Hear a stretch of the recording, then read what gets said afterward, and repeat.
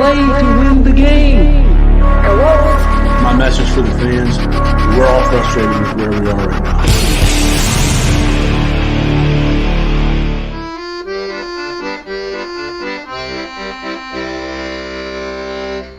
Jets, Jets.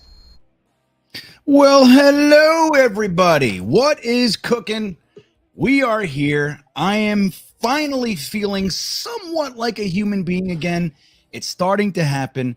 Thank you for weathering the storm with me. I am GreenBean. This is the Thursday thick of it. One of my absolute favorite things to do every single week. Will it be an hour? Will it be 7 hours? We just don't know. The plan, there is a plan. The plan is 2 hours. But we haven't stuck to the plan once in the last 3 months. So we'll see how it goes. I'm happy to be here with you guys. And again, man, even though I'm probably functioning around 75% right now, my lungs are still burning, all kinds of stuff. This COVID thing, it got me. It finally got me, but I feel better than I felt in 2 weeks. So psyched about that. 75%. If this is all I get, I'm good. You know, that's how bad I felt. So I'm really psyched. Fat Gandalf checking in real quick. He says, where'd it go? Come on. Where's Fat? There it goes. Outside, Beans? Close to 100 outside here in the South. Well, I'm on the border of the South. I mean, I'm in the capital of the South. I'm in Virginia, and it's muggy. It's hot, but I don't know if you can see it. Fat Gandalf, take a look. Look right above me. You see this? Look at that fella. You see that? Little wind maker. We have a wind maker, and it's going to get nice and cool. You know, the nights, that's the thing about like Virginia versus Florida, where I lived in Florida for 15 years, and it didn't matter. Nighttime, 4 a.m., it does not matter. Shade doesn't matter. It's blisteringly gross and hot, no matter where you go in Florida, especially South Florida, unless you're inside. Your glasses fog up. It's just gross. In Virginia, you can walk into the shade, and it's nice. You can put a fan on, and it's nice. So that's enough about the weather of the South. But yes, I am outside. I'm building my studio, so it's not done, so I can't go in there. So until we do that, we'll have outside meetings. What do you think of that? I'm happy about it. But let's get past this part of it, the weather portion of the news, and let's bring on our very, very, very, very prickly pear friend. He is ready to go. He's got so much news and fun stuff for you guys in the dry season. You're going to love it. Let's say hello to the one and only Frankie from Flatbush. What's up, Frankie? Well, I think somebody's going to have to do an autopsy. Somebody's going to have to do an investigation. Somebody's going to have to figure out what happened because somebody just killed Sam Darnold's career. It's over. It's all over. It's all over. It's been killed. He's been left by the side of the road. They're forgetting about Sammy D. And I think somebody needs to do an investigation.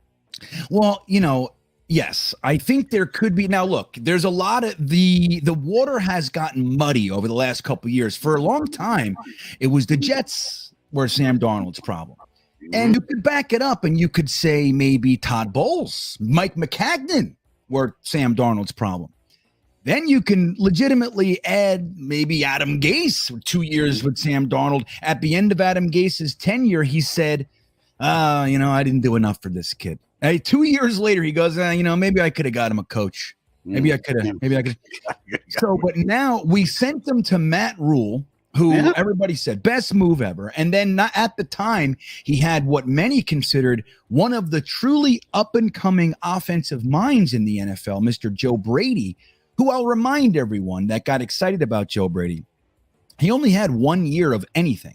He had 1 year with Joe Burrow and Jamar Chase and the whole thing, and he wasn't even the offensive coordinator. He was the passing game coordinator, so he didn't call the plays, nothing. Doesn't matter. His rocket took off, and they said, Sam Darnold is in the best shoes ever. He went 3-0, Frankie, and now Baker Mayfield's in town. So what do you think? What happened there? What is it? Well, obviously they don't believe in Sam. I mean, they've been doing everything they can do to get rid of this guy almost as soon as they got him, or as soon as he's, after the first 3 games, they were interested in Deshaun Watson. They drafted a quarterback. They were interested in this one and that one. And finally they got Baker Mayfield. So obviously in that building, they don't believe in Sam. And, I mean, when you just drop it off to CMC all day long and hand the ball off to CMC and, throw it to CMC in the flat and that's it. And, hey, you can look pretty good too. Yeah. But when you need to do more than that, I guess not so good. So I don't know. I think also Matt Rhule seems to be, I don't know. He seems to be trying to find. I mean, think about how many quarterbacks they've had. They had Cam, they had Teddy, they had Sam. Then they brought Cam back, and then now they have Baker. I mean, They quarterback drafted Matt Corral. They did, yeah. Matt Corral. Every quarterback you could think of, they're trying to get over there. Eventually, they're going to have to figure out maybe Matt Rhule is better in the coaching rank, in the college ranks. Well, you know what's funny? You know how a couple weeks ago we got together and we watched a very, very delightful show we like to call Flight 2022. We liked it. We enjoyed it. We learned. We laughed. We cried. We did the whole thing. And interestingly, the Panthers did something similar, not quite to the extent that the Jets did it, but they did something similar where they showed Matt Rhule and the GM kind of discussing some picks in there. And I have to say, and I wasn't the only one who said this, there was actually a thread on Twitter and people were talking about this. It said, doesn't Matt Rhule come off like an ass-kissing, like he comes across so uncomfortable, like really praising, like disagreeing with the GM, but really praising the GM, like trying to manipulate his way. I have to say, I don't think Matt Rhule is doing that good of a job, Frankie. I think that he might be feeling the heat on his seat. Now, will he get fired? I don't know, but they've given this guy everything. And he's created plans. The Teddy Bridgewater one was weird because he gave him $63 million. And then and he didn't even play terribly. He was okay. I mean, maybe give him more than a year, right? He did the Teddy thing. Yeah. But then you trade him away for a sixth, pay the $17 million, and bring in Sam Darnold for 3 picks. And the reason this is interesting is because they just traded for Baker Mayfield now. And the Cleveland Browns on the other side, you have to say that the Panthers got Baker for a song. The Browns paid $10.5 million of his salary, and they only gave them a conditional fifth. So in the event, we don't know the condition, at least I don't. Let's say hypothetically that the Baker Mayfield season doesn't do too much. Let's say he doesn't play. Let's say Sam Darnold comes out or Matt Corral ends up playing more games. They probably don't even have to give anything. So they paid him $5 million. That's it. So look at the difference between Joe Douglas and the Cleveland Browns, who, by the way, the last 3 months of the Cleveland Browns, I don't know, Frankie. It's not looking like they have their heads screwed on straight. Now, it might all be fine. But $230 million for Deshaun Watson. He's more than likely going to be suspended, a season, let's say half the season, right? They're going to, they gave up the draft picks, the money, and now they got nothing for Baker Mayfield. Like, it just seems like they're crazy over there. And then our cool, calm, collected guy got 3 picks, including a high second for a guy who was the 32nd ranked quarterback. Do you see the difference, Frankie? Well, it's called desperation, I think, Greenbean. Like, these teams are desperate. The Browns, it's a little bit different situation. The Browns have a stacked roster, except for one position. One position. The whole team is stacked, except the one position, but it happens to be the one position you need to be good, and it's the quarterback. So they're desperate because they have Myles Garrett, and they have that offensive line and that incredible running back tandem and all these people. And their careers are burning out. I mean, Myles Garrett isn't going to be, dominant forever. Eventually, he's going to fall off a cliff, but one would think, and so they know they're in their window right now. And they decided that we cannot be in this window with Baker Reagan Mayfield. We can't do it. So they got desperate and they said, okay, Deshaun, the talent. To me, the strange thing is, what if he gets suspended for the whole year? Now you're burning the whole year with Jacoby Brissett. That's not going to go well. I mean, Jacoby Brissett's fine for a backup for you. Come in half a game here or there, but for a whole season, I don't think that's going to go well. And then you burn a year of all those guys again. You know, now they're a year older next year. Oh, he's going to come back, but he's young. Okay, but Myles Garrett's not that young anymore, and that offensive line's getting older, and the running backs are getting older, and everybody, Denzel Ward is getting older. All these people. So it's tricky. So they're desperate because they needed somebody right now. And then the Panthers are desperate because they need somebody. And apparently Sam Darnold's not the guy. And by the way, Robby Anderson, when this was put out that Mayfield could come to the Panthers about a month ago, they have the screenshot of Robby Anderson saying no underneath the thing. And now he's putting out a tweet saying, "Stop with the stories. I'm fine with Baker." Okay, here's a screenshot of you saying no. Like it's your account, bro. Like, so what's going to happen? It's a funny thing because Robby, look, you know, God bless him, right? God bless his fun hair. God bless his speed. You know, God bless him.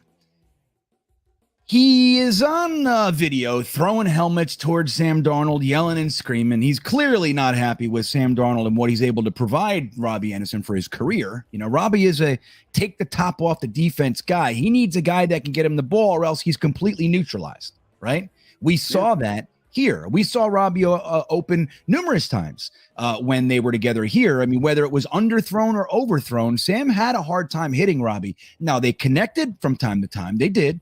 But there were numerous occasions where Sam Darnold just couldn't seem to connect with Robby Anderson. He goes away, leaves Sam Darnold behind, and he goes to Carolina. Carolina says, no, that's what we want. We want to replicate that production. And then, like you said, they go, we're going to get Baker Mayfield because Robby Anderson's, I can't do this fucking Sam Darnold thing anymore, man. This is killing me. That's all right. We'll get Baker. No, it's real. Oh, okay. I love it.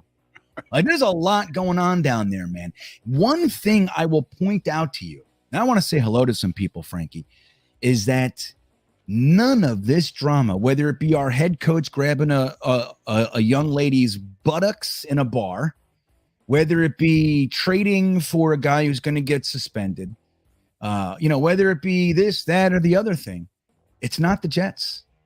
You know, we're still thought of as the circus of the NFL. I mean, look, for a while we were, but isn't it's noticeable. Like, we are not a part of any of it, man. None. Even when agents like Marcus May's agent tried to drag us into the mud, nope. We steer clear. Isn't that interesting to you? I do think it's interesting. I think we finally have the professionals we've always wanted. by hook or by crook, we finally figured it out. The Johnsons finally figured out how to hire professional people. You know, you could argue about the quality, and maybe this one isn't as good. Albrecht, we're not sure, and maybe Coach Mid isn't as good as he could be, or this one or that one. But they're at the very least professional. At the very least, they're competent. And Joe Douglas, I think, is proving, that he's probably one of the better GMs in the league. Yeah, and so. Now we have these people and they know how to, we're creating a culture that's not made up. It seems like we actually are recreating a culture, because I'm sure that Matt Rhule said the same thing about the Panthers culture. But it doesn't seem like there's much traction to that when you see what the heck they're doing and the reactions the players are having and everything else. So, yeah, I think we're at least on a professional level. We've increased the talent on our team. So hopefully if it starts translating into wins, then we have something, of course. Yeah, I mean, that's the last piece, right? We just like these players, these coaches, these men that we've acquired, that we've collected, they got to be able to win some games. And if they can, if we get to that 500-esque, whether it's 7 or 9 or 8, we get into that pocket this year, then we might be onto something. And then people will start raising their eyebrows and thinking, maybe this isn't the Jets. Like, we'll talk about some stuff that really outline this, some thoughts out there toward the Jets and our quarterback and our defensive tackle and all kinds of fun stuff. But before we do, I want to say hello to you guys. What's up? We said hello to Fat Gandalf. As you can see, Stephen Engel is here. Jets Forever gave us his traditional standard green heart. I don't know if we could start the stream if we didn't see the Jet Forever green heart. Salty Nuts Magoo is here. Jet King is here. So that's a fresh new name. I'm not sure if you're aware of that, Frankie. Jet King. Yeah. Jet King. I know Jet King. He's a member of Frankie's army. There you go. Believe it? That's Good right. to see you, Jet King. There he is. Sean McAteer is here. Jin Pak. Frankie from Flatbush is here. Look at this. What up? That's right. Look at this guy. I figured out how to do comments while on the show, Greenbean. Oh, you know what? After all this time, Greenbean. Now, how are you doing it? Are you doing it on StreamYard or are you opening up a YouTube tab? Yeah, I opened up a YouTube tab on the other, and I was like, why don't I just do that? Frankie, now I'm going to apologize. See, now you're an interesting man, right? Like, you know, I don't know what I'm doing half the time. Sometimes maybe I'm giving you a little bit too much. I'm like, Frankie doesn't want to comment during the thing. He's researching. He's putting together spreadsheets. He's working. I didn't know how to do it. I should have maybe asked you, like, hey, Frankie, do you you not want to do comments? And you could have said, I don't know how to do. We could have talked about it, but I didn't even know. But it's interesting. Like, look, I brought it up. I put it up there. I'm not used to seeing that avatar in the chat. I haven't been, and it was like I couldn't. I don't want to go into it, but too much time on it already. But we got it figured out, everybody. There you go. There you go. Michael Lando is here. Our good buddy Gitmo Bob. That's right. Evening to you, Bob. Twisted is here. He says, "Boo!" I don't know what he's talking about, but that's Jets Forever reminding us that the rookies report in 12 days. That's going to be exciting. I really am excited. For this class, like number one, and it trumps everything, man. We have to figure out a way to keep these guys healthy. If we could stay predominantly healthy, it is going to be a season like we haven't seen in forever. I mean, like I can't even tell you. At least the last 4 or 5 years, we've been largely decimated by injuries, and it's really unfortunate. Mitt Flair is here. Our good buddy Jeremy Cravat floating around back there. Mitt Flair, I said hello to him. Knobcraft is in the house. Howdy to you, sir. As is B. Trav. Hello. I think that might be hello, but it says hello, doesn't it? Hello, B. Trav. Braden from New Zealand. He's coming to us from tomorrow morning. I love that. I think that's just the neatest thing ever. And who else we got here? Micah. I said Micah's here. Slaugo's here. Mark Riz is back. That's right. Yeah, he does have Chip Kelly-itis, man.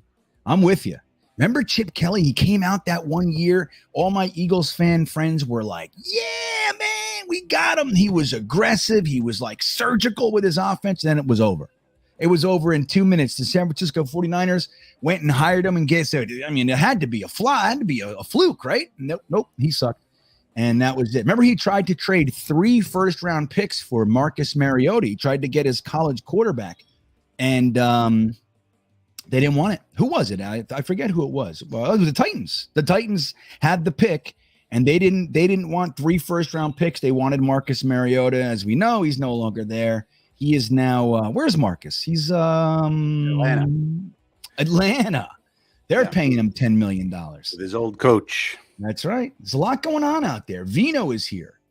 Amari Cooper punching the air right now. Amari Cooper can't be happy. You know, because like here's the thing, like Frankie was talking about with all that, like, yes, the players are going to get another year older. Now, look, they're so stacked that if Jacoby Brissett, if it is Jacoby Brissett, if they could just put in a system where it limits his potential for mistakes, just you want him to be like average and like calm, collected, just, you know, game manager. If you can do that, they have enough talent, man, that they could still be somewhat of a dominant team. I mean, they are stacked with talent. But in the event they're not, this is only the first. Dude, they gave up 3 first-round picks for Deshaun Watson. Not 1, not 2. That's 3. the other thing, right? See, that's another good point. They're in their window now. They said, we need this now. And if he's out for the whole year, their now gets very, very narrow because they're not going to have those picks then next year. The people who are gone next year, then they can't be replaced. It could be a mess there. That is they took a high stakes gamble right there. They really did. And it's a kind of thing. It's like we saw the Texans do it not too long ago. We saw the Seattle Seahawks do it with us. They gave up 2 firsts. For Jamal Adams. And now they didn't expect to have a top 10 pick. When the Texans traded for Larry Tunsil, they gave up 2 firsts. They didn't expect it to be the 3rd overall pick. But something similar might be happening in the event Jacoby Brissett is terrible, which he has the potential to be. He can be a very sloppy quarterback. If they can't figure out how to just really keep him just corralled, just keep him in this little, and on this path, don't let him do too much. Just, rely on the other talent that you have. If they can't do that and they do have a losing season, you're not only do you lose your first round pick, but you give the Texans a high first round pick. And this could be the degradation of your team. And you have 3 first round picks going down there, but the Texans don't even know if they can use them. They're being sued. It is ugly out there, Frankie. So Jets New York 102 stopping in with a super chat. Thank you, buddy. It's an early one. I appreciate that. He says the reason why we won on the Sam trade is because the Panthers assume Sam stunk because it's the Jets. Newsflash, it's not us. Sam just can't cut it. Now that's interesting because you're 100% right. Remember, even guys like Terry Bradshaw, who don't really get into this arena too often, they don't get caught with their pants down too much. Guys like Terry Bradshaw, he's a very fun guy, very outspoken, but he doesn't get caught like this. He went out around week 2 of last season. He said, Sam Darnold is the best quarterback the Panthers organization ever had. That's what he said. Whoa. Yeah, that's what he said. That is crazy. Now they they had were 2-0. Did he know they had an MVP by the name of Cam Newton? Did he happen to know that? Yeah. Well, he forgot. You know what that comes from? It's like, look, and we see it all the time, Frankie, and I know you're going to relate to this, but it's like guys, let's say you liked somebody in the draft. Now, I'm victim of this too. Like, I loved my Denzel Mims in the draft, right? So I'm rooting for him a little bit stronger than maybe I am for somebody else, right? It happens all the time. Like, where guys, they didn't want to trade Sam Darnold, so they're hoping that Sam Darnold goes down there and lights up the truthers, league. the Sam Darnold truthers. Sam Darnold truthers, right? Now, there are guys who didn't want Zach Wilson that are Jets fans. So some of these people, they find it difficult to now root for him, even though you didn't like him, Like, I don't fall victim to that. Like, I'm able to root for a Jet. If he's on the Jets, I'm able to do it, all right? But you can see that. I get the sneaking suspicion that Terry Bradshaw might have been a really big Sam Darnold guy in the draft. He did some deep digging and said, no, this guy's got it. Maybe put his neck on the block a little bit. So when he went down to Carolina and became 2-0, it was like, but he said it around week 2, if I remember correctly. Yeah, so you're 2-0, and a lot of those people jumped on the bandwagon and they said, see, right. I told you it was Adam Gase, that moron, and the stupid Jets. Well, no. It was because if you watch those games, especially the game again, remember, one of those games was against us. Hello. Yeah, with nobody on defense and rookies all over the place trying to learn how to do something. And all he did was, hey, McCaffrey, here you go. I did the charting. It's McCaffrey, hand it to McCaffrey, throw it to McCaffrey. Here's Robby Anderson. Here's DJ Moore. McCaffrey. I mean, it's the whole game. And so to say, this means Sam Darnold's good. No, it means Christian McCaffrey's excellent and also probably going to get hurt because they're running him every single play. Give him a break. Let him go get some Gatorade. But, that's what it was. So, I don't know how anybody who's in the professional setting could have watched the games and said, boy, this Sam Darnold's really something. I mean, he was doing okay. He had a bunch of running touchdowns, so maybe you could get excited about that. That's something Sam Darnold can do. Yeah. But Well, look, and Sam had his moments, and I'd be lying if I told you I wasn't thinking that third year, second in the system with Gase, he ended the first year really strong, and he had his moments. I'd be lying if I told you, and you can just go back and look. I said it all over the fucking place, but I was absolutely believing that Sam Darnold was coming out for year 3, and it was the year. He was going to have 38 to 4,200 yards. We're going to have 30 touchdowns. Like, I was convinced when we played that first game, that was the first live stream I ever did for Jetnation as far as live game streams. It's Frankie, it's traumatic, clearly, because listen to all the details I have. I was sitting there on Puget Sound in Washington State. The fires were going, so there was smoke everywhere. I got all excited and I watched Sam Darnold unable to play the game of foot. It was like I knew in the third quarter we are in trouble. Like, that's how bad it was. I was like, holy cow. Like, he's not getting no 4,000 yards. Like, his guy needs to shape up. And it was terrible. So, like, look, I was rooting for Sam as much as anybody. I know we all were. Well, it would have been best case scenario for a guy that we traded 3 second-round picks and used the top 3 first. It would have been great to have that guy end up being finally the franchise quarterback that we had hoped for. But boy, oh boy, he wasn't. Now, just like New York Jets 102 said, a lot of people did think it was the Jets. But here's the thing, Jets 102, is that they had a lot of good reasons. Like, I was even thinking that. Not that I didn't think Sam Darnold was beyond it. Like, I knew it was beyond us. Like, he wasn't going to go somewhere and just be great. He was going to take a minute. That said, I mean, dude, Adam Gates, we never gave him a quarterback coach. He's never had, outside of Jamison Crowder, like, he had Jamison Crowder and Robby Anderson. Every other skill piece was different every single year. Like, we gave him nothing. So it was a lot to be said there. But I'll tell you, that whole thing that the Jets were the only problem, that went away by week 5. It was gone. Sam Darnold is his own problem. And we see they committed to the 5th year. They're paying him, what is it, 19? I think it might be $19 million this year, Frankie. And they're going to keep him on the roster. I mean, they could cut him, but then I think there are even deeper cap ramifications if you do. So now you got 3 quarterbacks on your roster. And it's likely Sam Darnold isn't playing. And they gave up 3 picks for him. So it's like they're in a hole, and the Jets are not, because of Sam Darnold and because we have a Joe Douglas. That's what it really boils down to. And it is nice that we're not in this anymore. Like, we're not stuck to the crap. We are having a little, enough foresight to cut our ties with the crap. We can say, no, we see it early enough. The writing's on the wall. I'm moving on from this guy. Jamal Adams, he's not a pillar. He's not somebody I want to build my team around. I know I don't want this guy. Leo Williams, nice enough, but we drafted Quinn and Williams. I don't need them both. I'm not paying 2 first-round picks. Get rid of one. Like, Joe Douglas did all this stuff. And I'm so grateful, because in years past, our GMs would have given them, we would have all these guys. Right now, our team would be Jamal Adams, highest paid safety, Sam Darnold with 4 more years on his contract, Marcus May with 4 more years as the second highest paid safety, Leo Williams, Quinn and Williams. Like, that's what it would be. Chris Herndon would still be here, and on and on and on and on and on. You know what I mean, Frankie?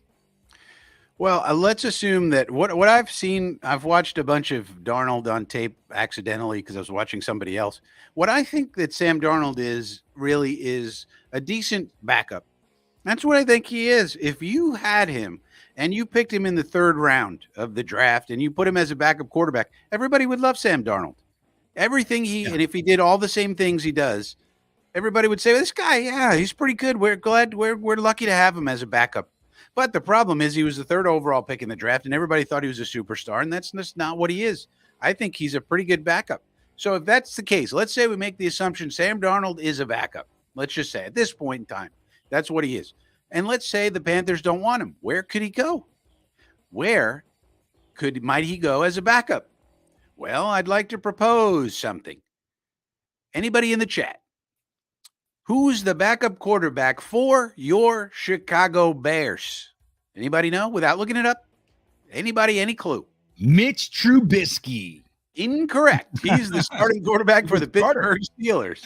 And you know what? Quickly, while the chat answers your question, I actually, and I hate this, but I actually think Mitch Trubisky will be the starting quarterback for the Steelers, and we're going to find out that he's not as bad as people think he is, and the Steelers are the perfect organization for him to go to revitalize his career. And I think it's all there. There's no hubbub. It's just nice and quiet, and Mike Tomlin and crew are going to revitalize yet another forgotten player. And I think it's going to be dangerous by week 4. I'm hoping we can.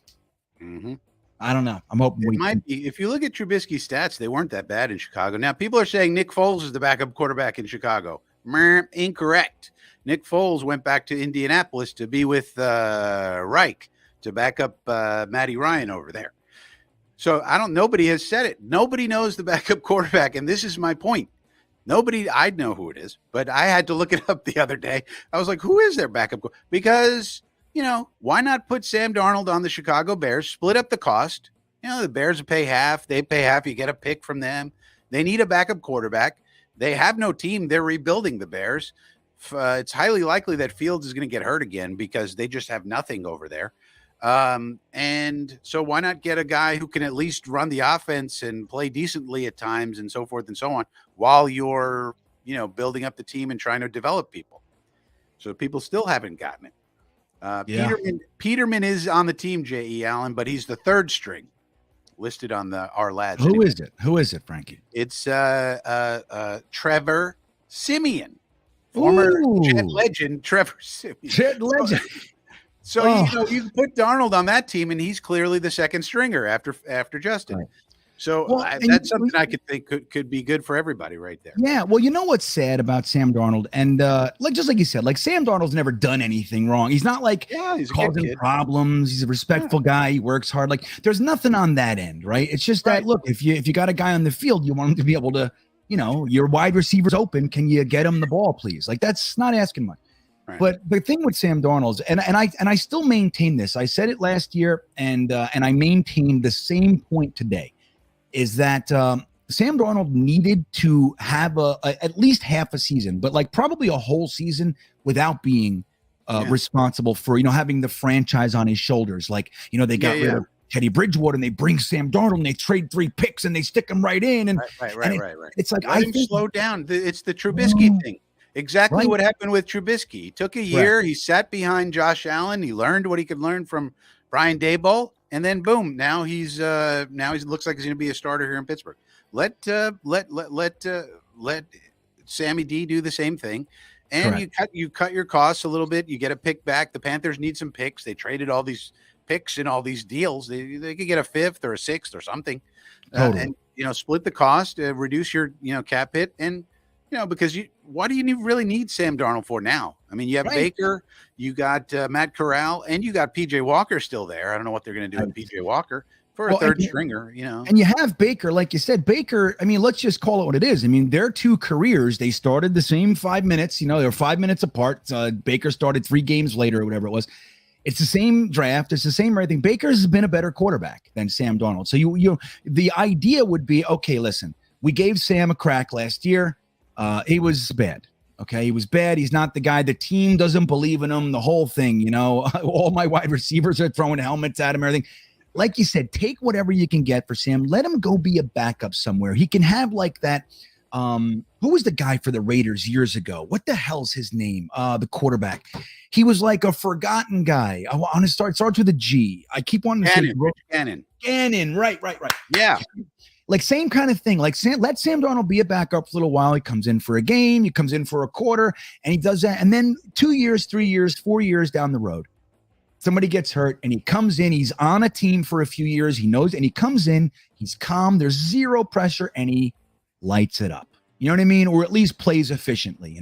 I think that's the best case scenario for Sam. I did not agree with the idea of just taking him from the Jets. He was damaged goods, man. He had happy feet. You know how hard it is to get a quarterback who has happy feet, put him right on the field, and not have happy feet?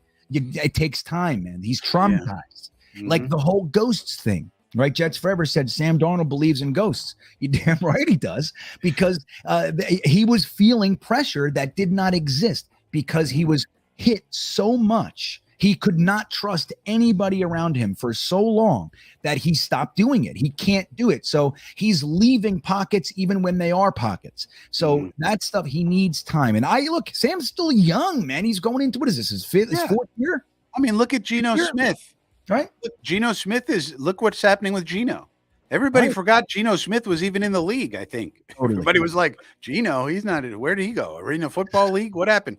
No, he was stuffed behind Russell Wilson. And now he's getting his chance. And he's 31 years old, something like that? Sam's 24, 25? Yeah, he could be a backup. I mean, there's no doubt that Sam Darnold has a future in this league, at least as a backup. He has enough talent for that. I mean, that's what I think. Yeah, so let him do that. And if he comes in a few games when Justin gets injured, then you see what he can do. Maybe he looks good, and then he's going to be a free agent, and you see what you can get on the market. You could at least get a backup job somewhere, and you take it from there. And so I think that's really the place for him. I like Chicago for Sam Darnold.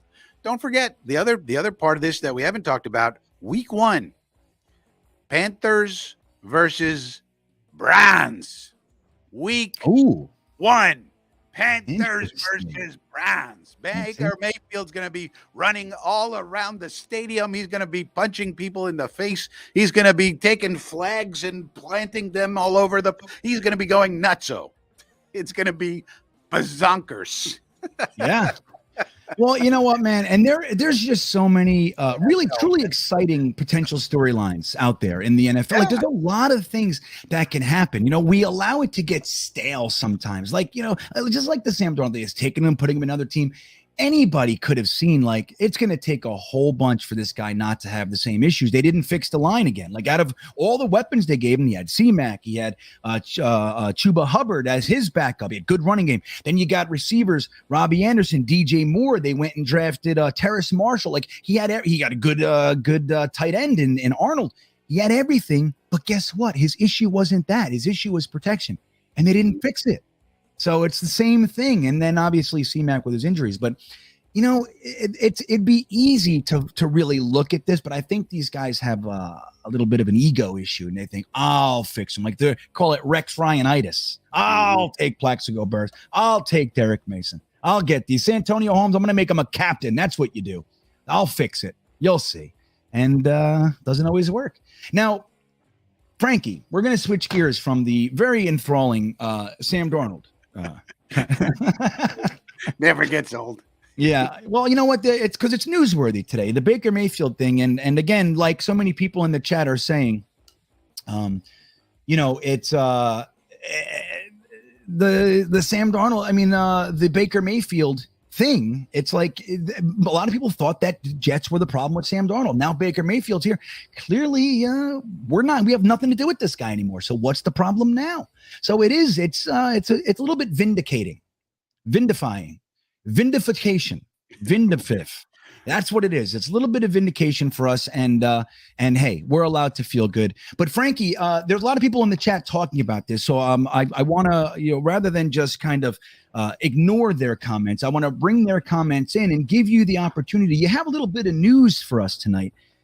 Chris Bradigan saying, goddamn right, Frankie. Well, we're going to go right into Frankie here, and we're going to let you tell us there's something interesting, a point of interest for every single Jets fan happened today. Why don't you let us know what that is? Yeah, some people in the chat have already said it and commented on it, but about 1 hour ago, the New York Jets announced on their Twitter, congrats to Mr. Joe Klecko. For what? On being named a semifinalist for the Pro Football Hall of Fame class of 2023. This is something we've been talking about. We need to get Klecko in there. So now we as fans have to figure out, who do we need to lobby? Who do we need to talk to? How do we stuff the ballot box? How can we, what do we need to do to put the pressure on whoever needs to be pressured? I don't even know who, to get Joe Klecko into the Hall of Fame. Yeah. Well, and look, just so we're clear, this is the semifinalist. Last year, guys, he made it to the finalists. He was one of two people left in the senior category. You know, that's what we're talking about here. Obviously, there are all the first ballot guys, knows all that. Joe Klecko is among the senior candidates for the Hall of Fame. Last year, he was, I forget the guy's name, a wide receiver from the Raiders who also deserved to be in there. But the guy, sadly, he passed away. So the urgency to get him in there might not be there, where Joe Klecko, maybe you could have seen it that way. I guess not. That's fine. But Joe Klecko made it to the final. He made it to the AFC Championship game. Oh, he almost made it in. Like so many Jets teams in the past. He made it right to the finish line and didn't make. So the fact that he's mentioned again, I am a firm believer, Frankie, that they are just doing this in a way that they can kind of still keep their thoughts, and like, you know, it doesn't feel like they're responding to it. Like they're going to do it nice and slow, but he's in. That's what I think. I think they have seen it. They realize it. There's no way you can legitimately keep this guy out in good conscience, but they're not just going to respond and go, yeah, you're right. They're going to, like, you know, make it difficult, but he's getting in. I really do believe that. Do you think that they could potentially say no to him through this year? Maybe even not this year, next year and the next year or two. You think he's going to make it? I don't really know because I'm not as familiar with how the Football Hall of Fame works. The baseball process is something I think we're probably all a little bit more familiar with. It has to do with the writers voting, and you pretty much know, this guy got 60%, then the next year he got 70%, then the next year he got 74%, and he just missed. So you figure, okay, next year he's getting in. As far as I know, I don't think there's any such statistics for the Football Hall of Fame.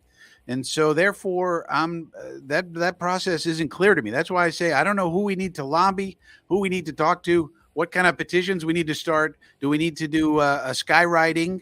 What do we need to do to push Joe over the finish line? Because I don't know. I don't really even know how it works. I mean, I don't even know who votes on it. What, is it the same thing, the writers? Or yeah, it's a personality contest. I mean, these guys have entirely too much, they have too much say. I don't know. There's a committee and everything, but it's largely made up of writers. So it's just a bunch of baloney, in my opinion, and like when you look at just statistics and numbers and scenarios around a player, like there's so many players that should be in there and that are not. And it's just because, these guys, they weren't looking at him. I didn't like that guy, so he doesn't get in. And it's sad to say. Now, I have to derail this a little bit because I'm getting bombarded right now. Now, Ryan from Jets Talk 24/7 is in the chat. I want to say hello to my good friend Ryan. Ryan's you can see it. Now, Ryan's taking a nice break. He had himself a daughter, and he's chomping. I can sense it. He wants back in. He wants back on the scene, man. He's taking a break. The funny thing is, I'm about to take a break. So I'm good. This will be my final show for 2 weeks. Not too long, but for 2 weeks, we're going to take a little hiatus. I'm going to sleep. That's what I'm going to do. And I'm going to finish my studio. I'm going to build my studio. And when we come back, hopefully that'll be completed. But Ryan has been relaxing. Now, when you got a brand new newborn, I wouldn't say relaxing is the same thing as maybe a lot of people think the word relaxing is. But as far as the Jets go, Ryan has been relaxing. But Ryan's blown me up on my texts. I see lots of comments. And so it turns out that I guess Connor Hughes mentioned me on his podcast tonight, or was it this week? Now, I don't listen to the podcast that he's on. I've tried. I find him to be incredibly dry and boring. I just that is what it is. Even beyond his bullshit, I just find him to be not very interesting. That's me. You guys, people, I know people like him. That's all fine. Well and good. But what I did was I put out, when I heard that he was leaving the Athletic or fired from the Athletic, I don't know. I didn't dig too much. My thoughts are he'll probably end up at the Daily News taking DJ Bieniemy because he left, and it is what it is. I could give a shit about their little dance, their little ballet. Okay. I don't really care, but it was interesting. So I put out I just grabbed a Connor Hughes, what is it? A tweet. Let me see if I can find it for you guys. I remember that tweet. You got everything wrong.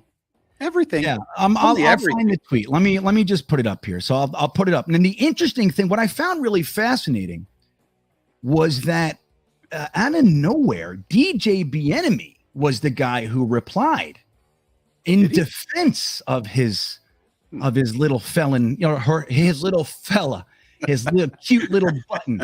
DJ Bieniemy, big, strong DJ Bieniemy, the Miami Dolphins fan who doesn't even know that the term out of bounds is not a term that we use in the NFL. DJ Bieniemy, who has tweeted numerous times, he caught the pass out of bounds. Nobody's told this guy that he looks and sounds like a moron, but that's okay. People like him too. And again, that's fine. You can like who you want, but he steps in and he defends his little friend, Connor Hughes, which surprised me.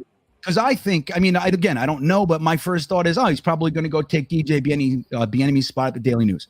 Could be wrong. I don't know.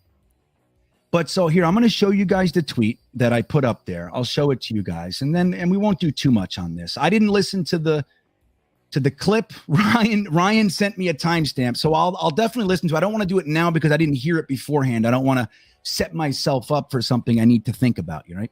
It's like Barack Obama said a long time ago. He said, I like to know what I'm talking about before I speak. That's it. I don't know. Nice. I think it's nice that he's talking about you, GreenBean. I think it's nice. Yeah. That's nice. I think that's pretty sweet. Well, let's see what it is here. You obviously got under his skin. Clearly. Who knew he would know about little old GreenBean, just an old man sitting in his deck.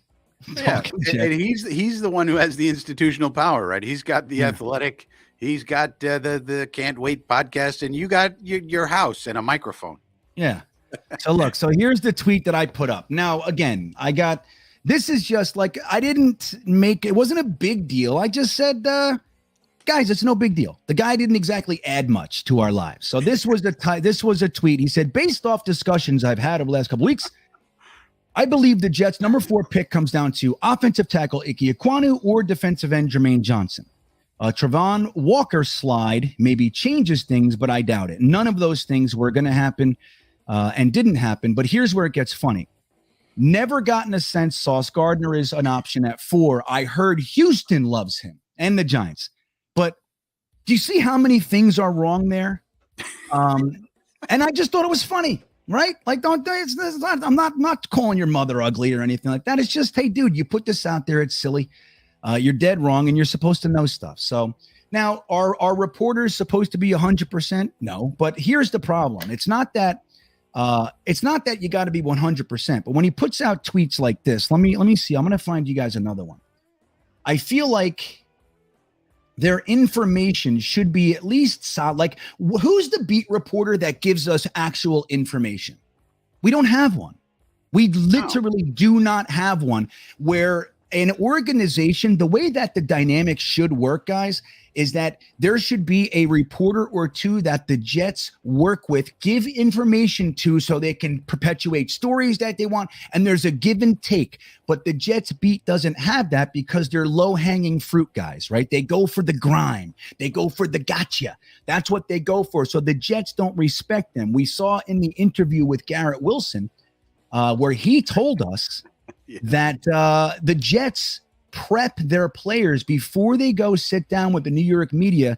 They have a meeting with them and they tell them they're trying to get a headline out of you.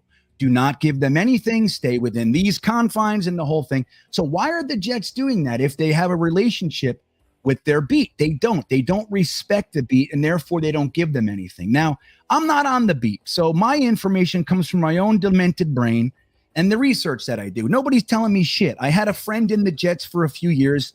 He gave me a good one. He gave me the CJ Mosley thing, which was really interesting. But he also told me that the Jets, they have a trade worked out with the Cleveland Browns for OBJ. And I put that out there, and everybody's like, yeah, that didn't happen. So, I can't find this other tweet. I don't know. But it's anyway.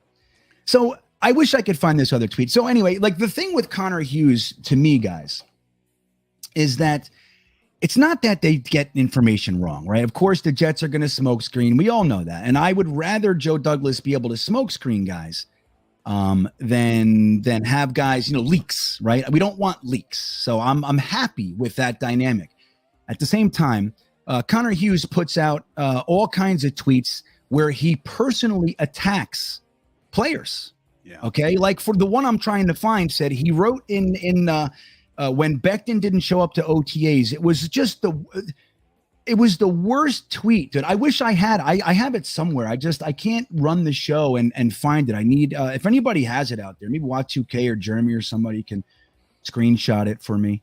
Well, the other thing that's indicting it to the beat is, how do the national writers get things right? And here it is. Wait, what? Yeah. How are the national writers are getting information before them? Mm-hmm. So here's what bothers me. Now I'm going to show you guys this. Okay. It's not that Connor Hughes gets everything wrong, which he does. He gets everything wrong, guys. The only time he gets anything right is when he gives you multiple choice. So when he says the Jets are looking at DJ Reed, Marcus Williams, and he gives you 4 or 5 guys, then his guy can be in there. If he tries to tell you this is happening, he's wrong every time. But let me show you this. This is why I don't like Connor Hughes. It has nothing to do with the other tweet. The other tweet I just put out there because I thought it was funny. All right. That's it. I said, look at this guy. He sucks. But watch this.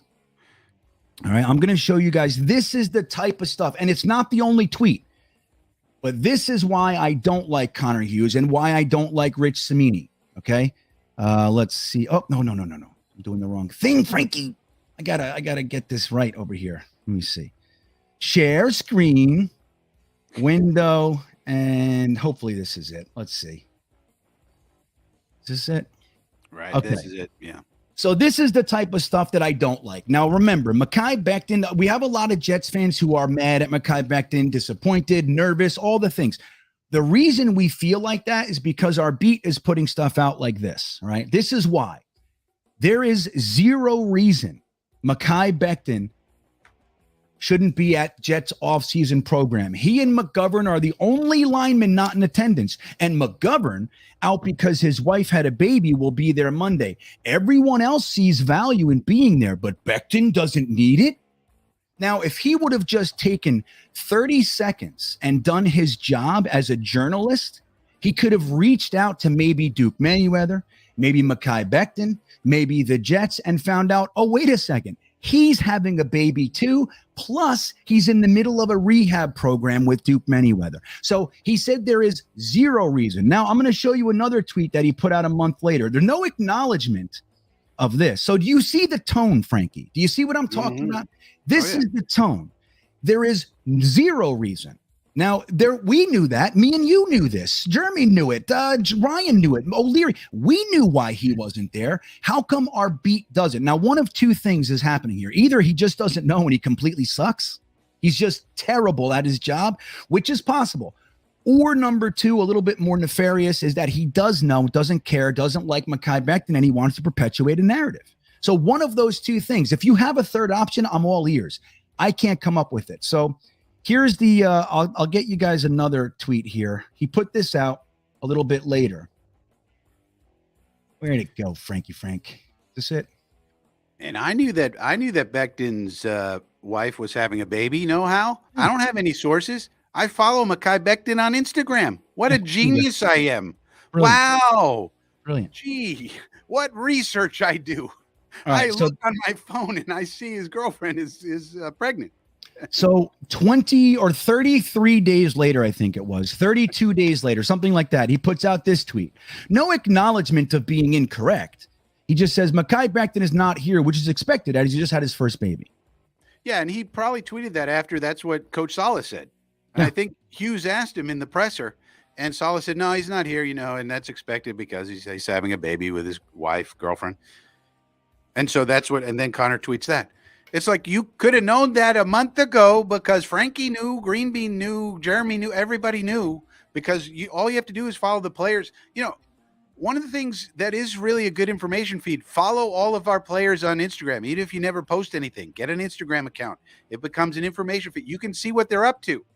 They show you. You want to see Elijah Moore doing crazy drills with the Golden Feet Academy or whatever it is that it's called. Follow his Instagram. He does these insane drills where he's running around in a circle 6 times and then he comes out and catches a pet. I mean, it's phenomenal. And they all do the same. You want to see Connor McGovern lifting 7 gazillion pounds over his head? Go follow him on Instagram. He's doing it. And he just got married also, I think, or maybe thinking of the wrong guy. But, when they get married, when they have a baby, what they're training, just follow them. You'll know exactly what they're doing pretty much at all times. When Zach Wilson goes to a baseball game or a basketball game, there he is. He shows you. You don't have to guess what he's doing. He's working out. He's doing this. He's doing that. And they all have an Instagram where they tell you exactly what they're doing. This doesn't take a Columbo, a detective, to figure this out. Right. Connor, you don't have to be a gumshoe. We can just follow them and see what they're doing. Yeah, and that's the whole thing. It's like, dude, who really gives a shit, right? When it comes down to it, who really cares what Connor Hughes thinks or says? But when he attacks another human being, a young man, right, 22, 23 years old, he did the same thing with Denzel Mims. The tone, man, the personal name calling, those types of things. When they do that, here's where I have interest. It's that I'm actually hoping that guy succeeds. All right. I don't want it to be made more difficult. So it's one thing. Hey, if Connor Hughes just said, hey, it was reported that Denzel Mims dropped 4 passes in practice today, not a good. Yeah, that's different. Okay. Right. No, all right. Whatever it is. Okay, fine. When you're saying Denzel Mims is walking around here with a cavalier attitude, does not seem to care. That's the shit that we're reading. Like Connor Hughes, like O'Leary just said that he called me a slapdick show, which is, first of all, that's funny because that's my word. That's the word I use toward you, you fucking monkey. From You know Rex what I mean? Ryan. Well, I He's think a we dancing borrowed it from monkey, Rex. dude. He's a Didn't we borrow trained- that from Rex Ryan? Well, exactly. That's where I took it from. It's like Yeah, that's right. a word that I borrowed from Rex. Like kind From of Jets history. Exact from actual right. Thank you, Frankie. You see what I'm saying? You see how it all pieces together? Like Connor Hughes wouldn't even be here, dude. He's he would if he got a job reporting for golf, he would take it. He would Golf take it. today. Golf This today. week in golf. Yeah. So it's like it's just a funny thing. So again, guys, you can all like Connor Hughes if you like. That's not my battle. I'm not here to tell you what to do, but I am here to put out what is contrary if it is contrary. You understand what I'm saying? Like if they're saying one thing and I have information that says another, I'm going to put it out. And if somebody wants to drop the caliber of conversation to the grime, I'm totally fine with doing that. Like it doesn't matter to me. I have no employer, bro. I don't give a shit. Okay. I could care less. Nobody employs me. I'm literally unemployed. I am a self-employed individual. I have all kinds of things that I do for my money. I resigned an executive level post a couple years ago. I couldn't be happier. I don't need to answer to anyone. So when somebody puts out bullshit, I don't have to check with somebody if I can call it out. And I'm going to call it out. And if people don't like it, that's fine. Bieniemy's a complete scrub. I mean, you might like him personally. Dude, he's a Miami Dolphins fan. He was hired specifically to poke us in the ribs by an organization that had Manish Mehta and before him, Rich Cimini. Like, you just look at the track record, okay? And he's not there anymore. I don't know if he got fired. I don't know if he quit. I don't know what the hell DJ Bieniemy's doing. But DJ Bieniemy is a blip in our life, in my opinion. He's a Miami Dolphin fan who this was clearly the job he could get, so he took it. Good for him. What has he provided us? You know, what has he provided? Connor Hughes, it's like, dude, I'm just a guy out here on YouTube. If I got under your skin because of one tweet, it's a funny thing, Frankie, and this is the end. These guys make a career of dragging guys through the mud, right? That's their whole job. They take young men and they drag them through the mud. I put out one tweet against them, one, not 10, one. And 2 weeks later, we're still talking about it because he's got to talk about me on his podcast. Good for you. You know what I mean? Like, you don't like it, do you? I clearly touched a nerve, which I'll tell you what it makes me want to do, Frankie. It makes me want to touch more nerves. Doesn't it? Doesn't it make you want to poke them? Doesn't it? I think I might. I think I might make this my off-season fun. I might poke Connor Hughes. And when I go to Jets camp this year, which I'm pretty sure I'm going, when I go to Jets camp this year, I'm going to seek him out. And I'm going to talk to him. I'm going to say, hey, how you doing, buddy? What'd you call me again? And I'm going to puff my chest out. And I'm going to wear brass knuckles, Frankie. That's what I'm going to tough guy him. I'll tell you. Either way, let me just say this. If you guys weren't blowing me up in the chat and Ryan having his fun, sending me timestamps and everything, which I'll listen to it later, I wouldn't even know. I don't pay attention to Connor Hughes. The only time I ever see it is when, like, I follow New York Jets. So if he tags New York Jets, I'll see it that way. That's about it. You know what I mean? But anyway, so there it is, Frankie. There you go, guys. There it is. The Slapdick Podcast talking about the very, very well-oiled machine of Connor Hughes and the Can't Wait podcast. Well done. What do you think? Country Club Connor loses again. It's been years and years of losses for old Country Club Connor. All he knows how to do is talk about golf and lie about our players. So good luck, Connor. Good luck. Yeah, that's Good right. luck. Yeah. That's all it is. If you want to talk about it, then go talk. But if you're going to lie and it comes across my path, I know it's a lie, I'm going to say it's a lie. That's it. Yep. That's all. That's all. And let me say this, just as an overarching theme, I would tell, not that I want the job, but guys like Matt O'Leary, Frankie from Flatbush, on, Richie from Jetsfan, if the organizations around this team were smart, they'd be pulling in some of that talent because it would be a remarkable product. Or how about our friend Ali? What about Ali? I mean, Ali, yeah, because doesn't Ali want to be a journalist? I've seen Matt and Ali works for ESPN in some capacity. But Ali's, I mean, dude, that's only time standing in front of that boy. Let me tell you right now, he's on The Athletic, right? So the Athletic should call Ali today. Ali's a high quality writer. I think he wants to do that. Like I think Matt and both Ryan and Matt who are in the chat both said they don't want to do that for the Athletic for whatever the reasons. But I think Ali would be good for that, and he wants to do that. And he's a good writer. I've read his writing; it's excellent. And he could do the podcast as well. So why can't the Athletic just call Ali and say, let's get somebody good over here and give them a press credential? I mean, that's the thing I don't understand, because there's a perfect candidate for the job right there. I did your hiring for you, Athletic. Yeah, right. You're welcome. But the Athletic and the Daily News and everything, they don't see it. But if they hired, let's say our beat was legitimately, okay, Matt O'Leary, Ali, Frankie from Flatbush, Richie from Jets Media, David Wyatt Hupton, David, you know what I mean? Like Michael Nania, like that was our beat. We would have the strongest beat in the country, but instead they're bottom feeders, bro.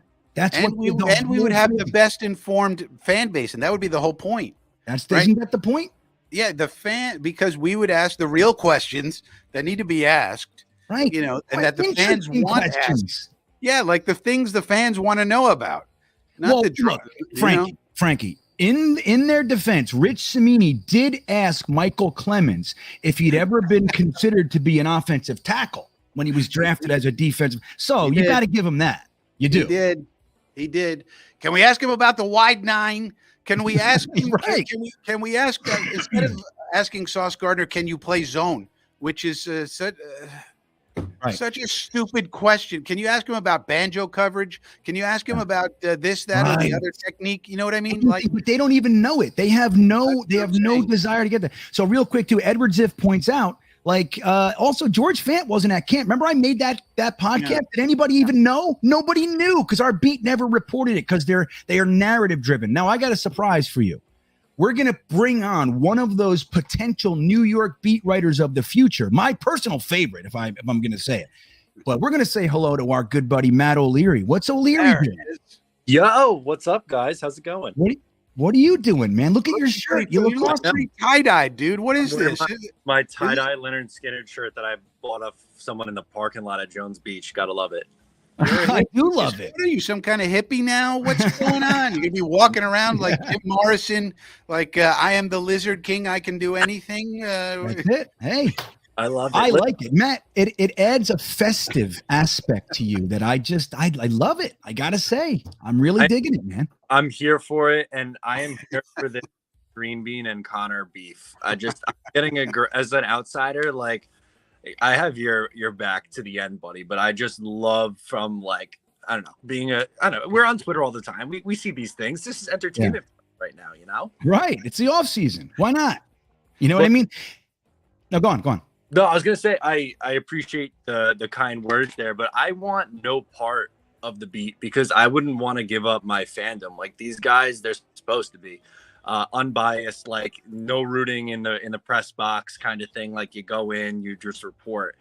That's not me. That's not you. Right. That's not Ian. We're fans first and always will be. And I don't want to lose that. So I'm all good staying independent, and I'm sure you feel the same way.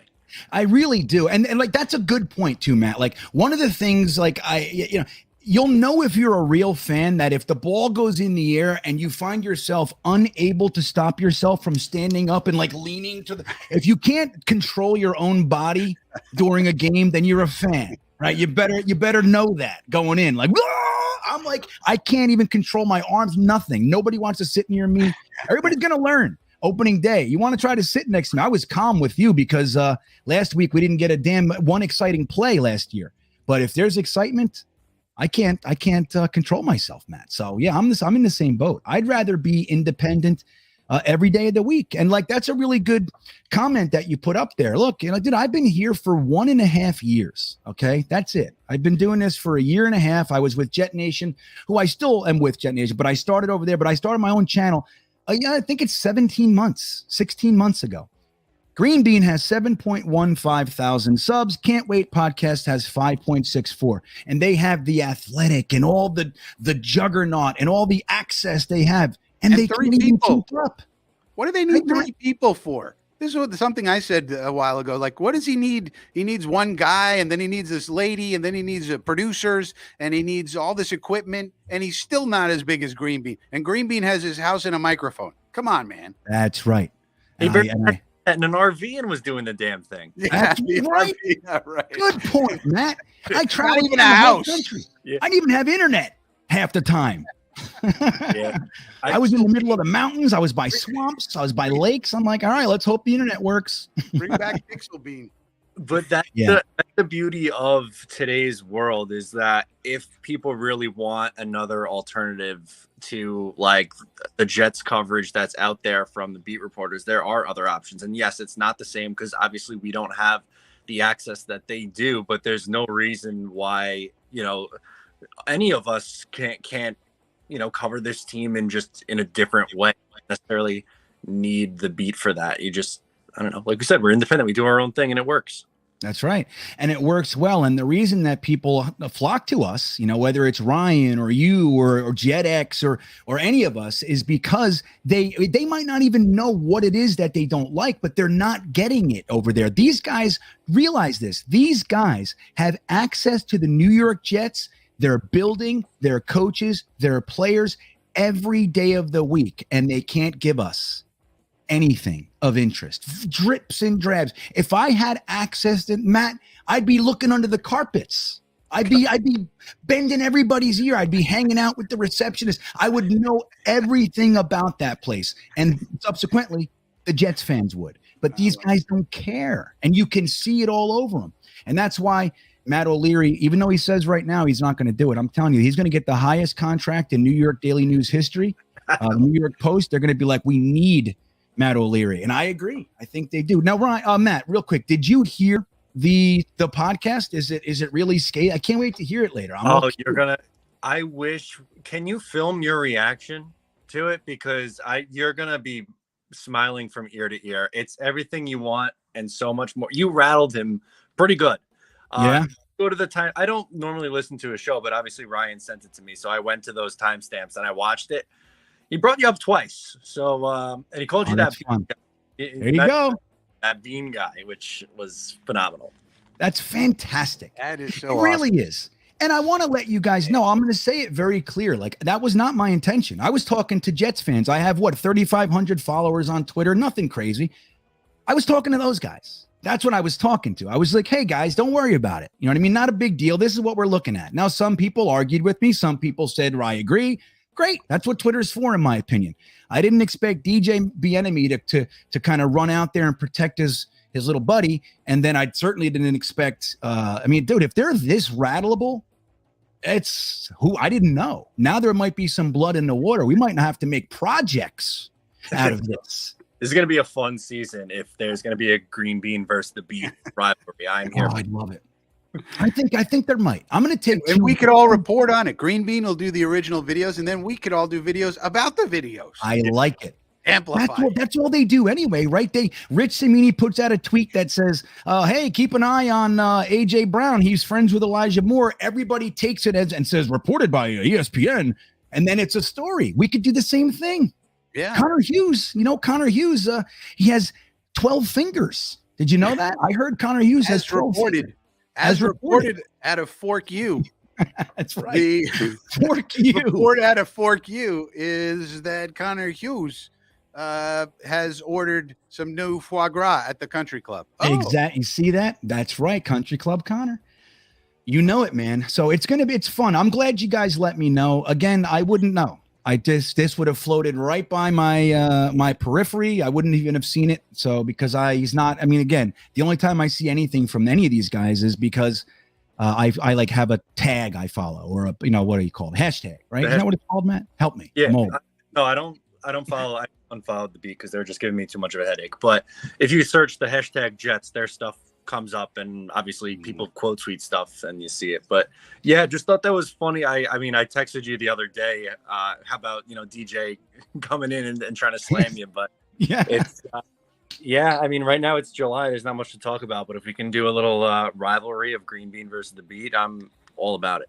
Oh, me too. I'm gonna think about this one, man. I'm not gonna go off half cocked. I'm gonna think. No, yeah.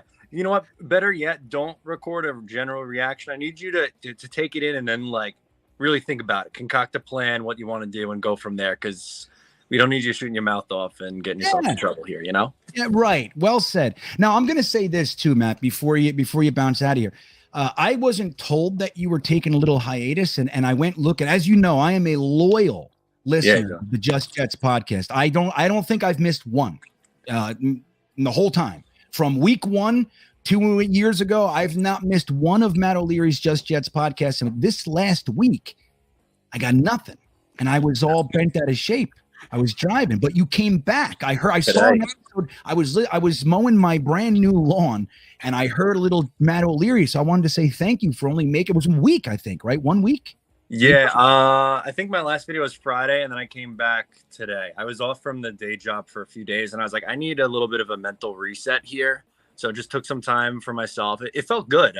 You should look forward to it in a few weeks, doing it yourself. But yeah, I didn't want to miss a full week, so I dropped the episode today, and then I'm going to return on Monday with another one and get back in the routine. So there you go. Thursday release, and I caught it because clearly I'm looking. You know what I mean? Because if I caught it on a Thursday release, I'm like, ooh, I appreciate that. Yeah, I love it, man. So Matt O'Leary, dude, you guys know and love him. I know that. But Just Jets for this week was released today. So and I think it has it's the Quinnen Williams stuff. Yeah, Quinnen Williams not in the top 10. Michael Carter, elusiveness ratings, and voicemails. That was today's episode. And a very sober response, Mr. O'Leary, if I may. Very sober response to Fowler and his Quinnen Williams article, or lack thereof. Very sober response that I respected. It's like, guys, the truth is this what we're looking at? So we can feel any way we want, but I liked it. I enjoyed it, buddy. I enjoyed it. You know, I appreciate you, GreenBean. You're the best. All right, man. Well, thank you for popping on. Matt O'Leary, everybody, you know and love him. Go check him out if you haven't. He's the best in the biz. Thanks, Matt. No problem. Talk to you guys soon. See ya. So, what a cool thing. Matt O'Leary, I don't know if Ryan saw the text. I sent it to Ryan as well, so he might pop in. Whoa, you see that thing? Look at this thing. Whoa. You know, since this show has started, I've killed 2 mosquitoes and took a tick off me. And now I'm being bombarded by an abnormally large. What is that? We're going to have to get GreenBean one of those mosquito nets for his entire. This guy, I'm going to have to kill him. He's coming and hopefully he goes away. But I got the bright light, Frankie. You know, they love it. Yeah, you need one of those mosquito nets. Yeah. They have them, when I have my studio back. See him? Yeah. You guys see that? Yeah, we saw him. Okay. His name's Fred. All right. So Wild Billy Boy. Sorry about the delay, Billy Boy. Coming in with a super chat. He says, name another franchise that started a movement called Boycott the Beat. I'll wait. Even the Giants, they don't start vendettas against their players. You're absolutely right, man. I mean, why? Wait, what do you think? We're just a bunch of jerks out here? Like, if they could give us interesting stuff, I wouldn't even be here. I'm going to tell you right now. I wouldn't even be doing this. It was just, I was so tired. Why aren't they talking about this? How come we're not hearing about this? And I started doing it. I think my first video was about Lachlan Edwards, bro. It was like, I found that to be more interesting than the beat. You know what I mean? Yeah, there's a subject for a video. Everybody knows that if you want to get a lot of views on YouTube, you start out with a video on Lachlan Edwards. Everybody knows that. This is common knowledge.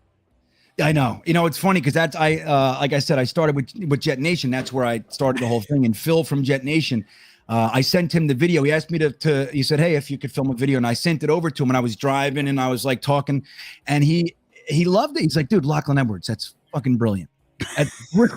He put it up the next day. That's when you know you're hardcore. Yeah, when you're right, when you can deconstruct you're Lachlan excited Edwards. About a Lachlan Edwards video. Yeah. So thanks, Billy Boy. Brett activated checking in. Let's talk football. 3 surprise teams. Hey, man, Brett.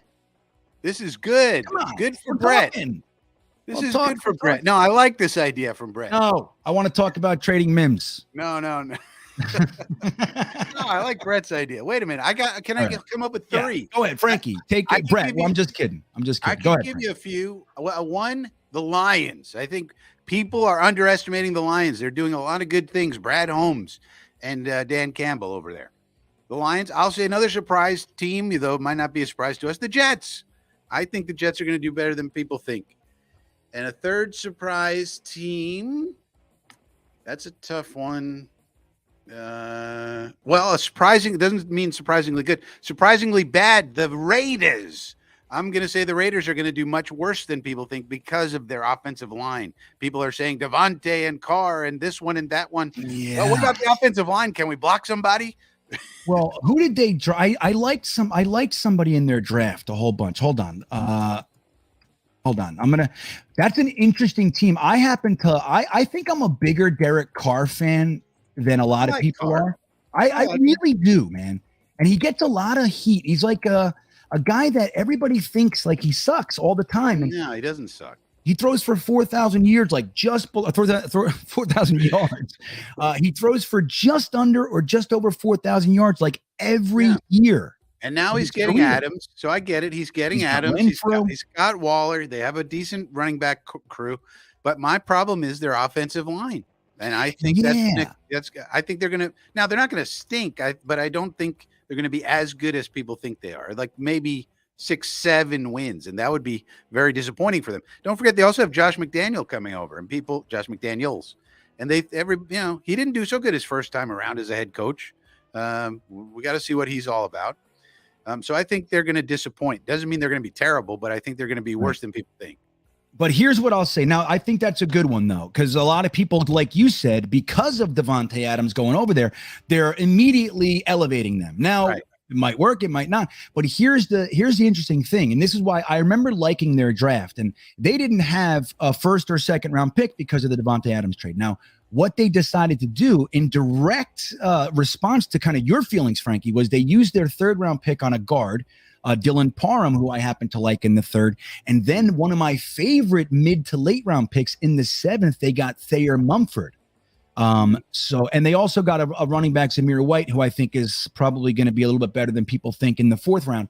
But I like Thayer Mumford and I like Dylan Parham. So they at least are aware of that issue and they are addressing it, which, who knows, right? Who knows what the Raiders will do? But they got what's his name? What's his name? Could the first round pick from last year that whose name I just forgot, that was not supposed to be a first round pick, and everybody said, "What are they doing picking that kid from Al?"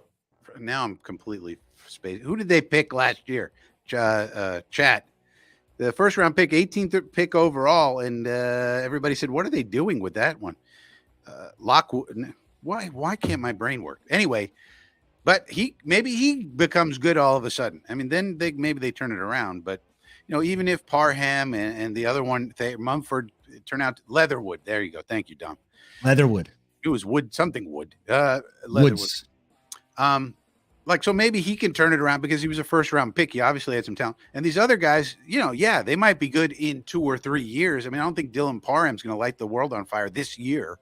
A lot of times the offensive linemen take a little bit of time to develop, and especially if you're not a hot, pick. I mean, they're talking about Ike Ekwonu not possibly starting week 1. They're talking about the kid the Cowboys took, Tyler Smith. He might not start week 1. These people are first round picks, and they're not starting week 1. Maybe.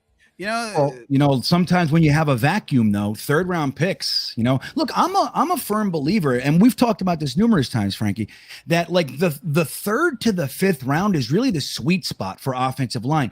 Obviously, there are guys that are going to be, just a higher pedigree, first round, second round offensive lineman. But, if you look at NFL history, the third round, the fifth round, the sixth round, you get how many of those guys hit year 1 though? I hear you. I would look at. Like it usually takes them 2 or 3. I mean, I've been looking at wide receivers lately. Even the best wide receivers, many of them have an okay, all right first year, kind of like Elijah Moore.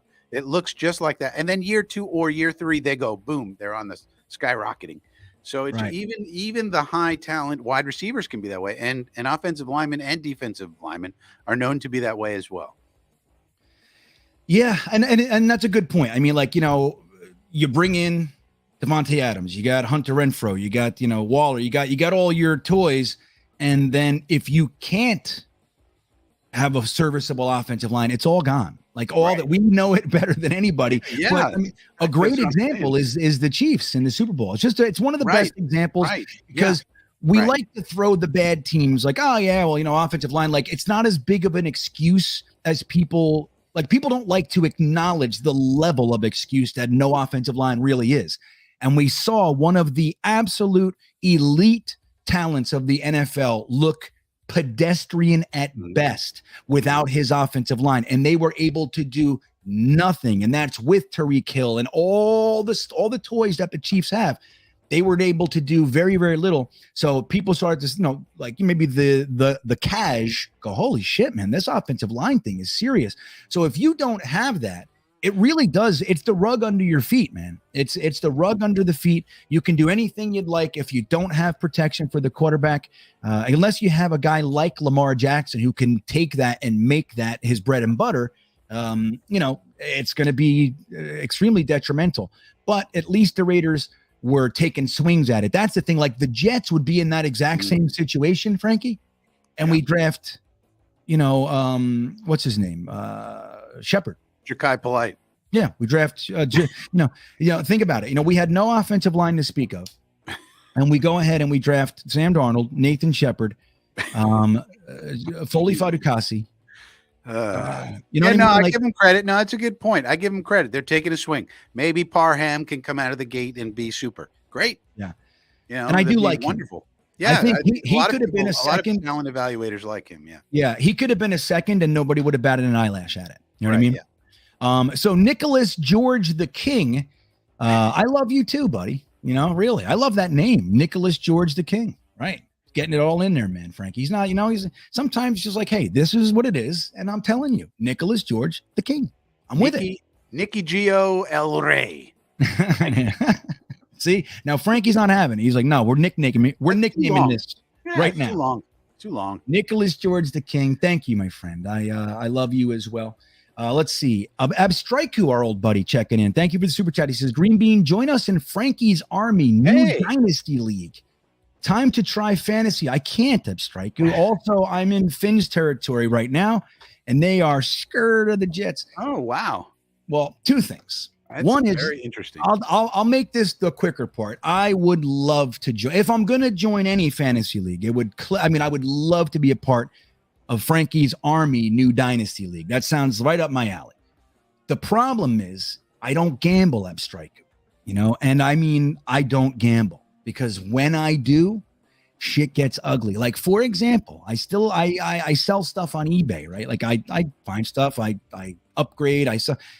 If I get on the buying side of eBay, shit goes dark. One time, but dude, eBay is gambling, man. Believe me. Like that last hour of an auction. Oh man, dude, I've seen items like I was a big guitar guy on eBay.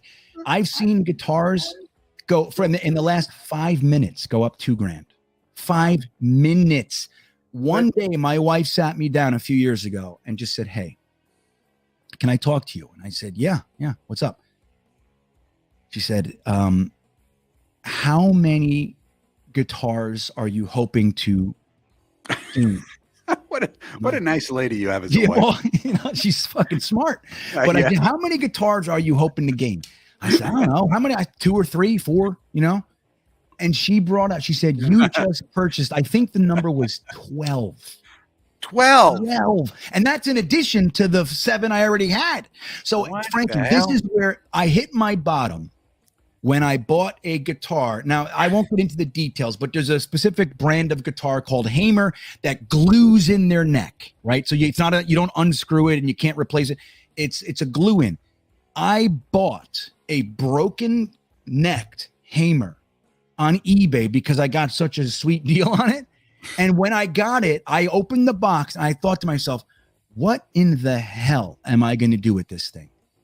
And that was like that was the moment. Like my wife sat me down. I had just won 12 new guitars. 12 strings, basses, you name it. I got good deals on every one of them though, Frankie, I promise. But I really like it. So if I allow myself to, I'm fucked up. That's the truth, guys. Like I'm a very bad, like when I do heroin and crack, I end up in the streets of Newark. When I drink, I end up in jail. Like, it's the way it goes with me, man. Well, when I drink, I end up in getting coke and heroin. That's the fucking problem with alcohol. But when I gamble, I can't control it. So that's the whole thing. But thank you. And here, let me say this about Abstrico. I lived in Dolphins territory for 15 years.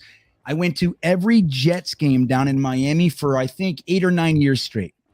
Every single one. I was at my son's first Jets game ever was the game where Santonio Holmes had the big blow up in the huddle. Remember that? He got into like a shoving match in our own huddle. That was my son's first game. Let me tell you something. The Miami Dolphins, they just had a 9-win and a 10-win season. Okay. They should be confident. And I think on some levels they are, but they see what's going on up here. They know that when we're on equal footing, when we're on even footing for a very long time, the Jets own the Dolphins, right? If we're equal, if all things are equal, more times than not, the Jets do very, very well against them. We could be bad and they're good. But for the past little while, guys, they've owned us. For what is it, 4 years? I think we haven't beaten them. 4 years. Interesting though. With that track record, the fans are scared. I mean, are we underestimating our roster? Is it possible? Because they've won 19 games the last 2 years. We've won 6. Now we each have had, changes to our roster and everything. And we know we improved the roster this year. Are we underselling the Jets?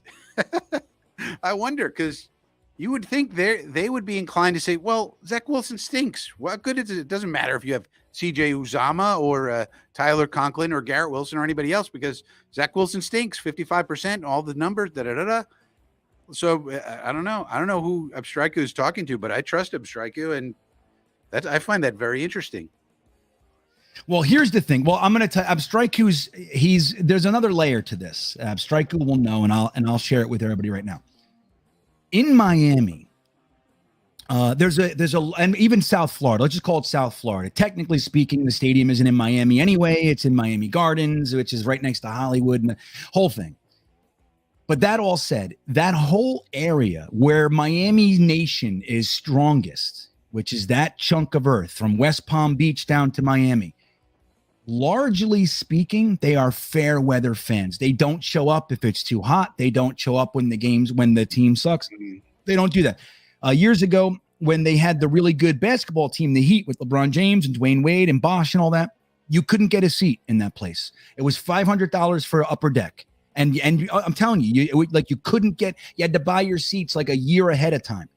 The moment that LeBron James left, they were selling 4-packs on Groupon for tickets. That's what Miami is. It's a fair weather, kind of glitz and glam fan base. Now, not everybody, of course, but the Jets fans that go down there, Frankie, even when they're good, that stadium is split 50-50. During Jets games, it is Jets 50%, Miami Dolphins fans 50%. Now, we get a large smattering of Dolphin fans at our home games too. It's a division rivalry. It should be like that. But here's what I'm going to tell you. And this is why they're scared of us. The Jets fans that go there, so you got the fair weather Miami fans, half of them aren't there. So it's the kind of the diehards that are left. And the Jets fans that come in are the worst of us, bro. Okay. The loudest, the most inappropriate. Dude, I'm telling you, I've been embarrassed by Jets fans at games almost every single time. I'm like, oh, what does that have to do with the Miami fans' understanding of the talent on our roster? I don't think it has to do with the talent. It's just about being in someone's head. They don't want the Jets to get an upper hand on them because they remember. That's all it is. So if there's any remote chance that we could be competitive with them, they don't want that. So that's what they're scared of. Oh, I see. That's how I would say it. That said, you're saying, are we underestimating our roster? I don't know, man. I think most Jets. I didn't know about the dynamics of Miami sports fans' politics. I didn't know that. I'm teaching you. I'm helping you. Now I get it. I didn't know you didn't know how to chat. So now I'm going to check everything. If you already know, just say, I already know, Bean. It's fine. Now, let me get you guys a reminder here, too. I forgot. It's already an hour and a half in the show. I forgot to remind you guys. In the description of this very video, we are trying to get our very own Iowan Jets fan to opening day. You can very easily throw $5, help us donate. The GoFundMe link is in the description of the video. If everybody in here right now donated $5, he would be there. Okay. Dom C, our very own Dom C, is donating the tickets. So we dropped the needed money significantly. But here's the silver lining. When Iowan Jets fan, when we get enough to get him to the game, we're going to keep it going and try to get the next person to the game. We're going to try to use this GoFundMe to get as many Jets fans as we can to opening day so they can have the experience. Now, prerequisites are you have to have never been to a Jets home game. I mean, you can lie, right? I guess you could lie. You could be a jerk and lie and go, I don't care. I have season tickets. I just wanted your ticket. I guess you could do that. We're going to try to vet you guys. But you got to have not been to a Jets home game before, and you got to have like difficulty, like, you know, somebody who lives like Iowa. He's out in Iowa, right, man. So if we can help get those people to the game, I think it's going to be really good karma. And we need every drip to beat the Ravens week 1. We need it all, Frankie. So the link is in the description of this video. Go ahead and click. If you could donate $1, man. Just if everybody donated a little bit, we would be much closer. We're pretty far away right now. So because it's first timers only, we could call it the Popping the Cherry Fund. Now I don't know if that would make it more more attractive to people. That's what we could call it. And I've already contributed, so everybody knows I'm in there. I got some skin in the game. Iowan, I got you. So let's get over there and let's get Iowan Jets fan to the game. He'll probably be the loudest guy there. Right. You know, we get him in there. He's going to be leading chants. He's going to be running around without a shirt on. We don't know what he's going to do. It could really enhance the experience. Right. Or we might regret it. We might be like, dude, we brought Iowa to the game and he was the naked guy. Yeah, he was throwing up all over the place. He couldn't handle his liquor. Yeah, this guy from Iowa doesn't know how to drink beer. What's going on here? Yeah, like what happened to Iowa? I had to ban him. He was out of control. Maybe. So Michael LaMountain, thank you for the super chat. He's saying send Iowa to the Jets game. So thank you for that. Really appreciate it. Now, another thing in there, I want you guys to know, you guys know about my versus games. The game I have up right now, and I'm going to do plenty of these. But right now, if you guys want to really put some money down on which guy you think is going to win the left tackle battle, my game, it's a long-term game. It'll end when the Jets tell us who it is. Mekhi Becton or George Fant, who is going to start at left tackle this year? If they say it week 1, we'll end it week 1. If they say it in 5 days, we end it in 5 days. You can do it for free. You can do it for $1. You can do $10. You can do $100, whatever you want.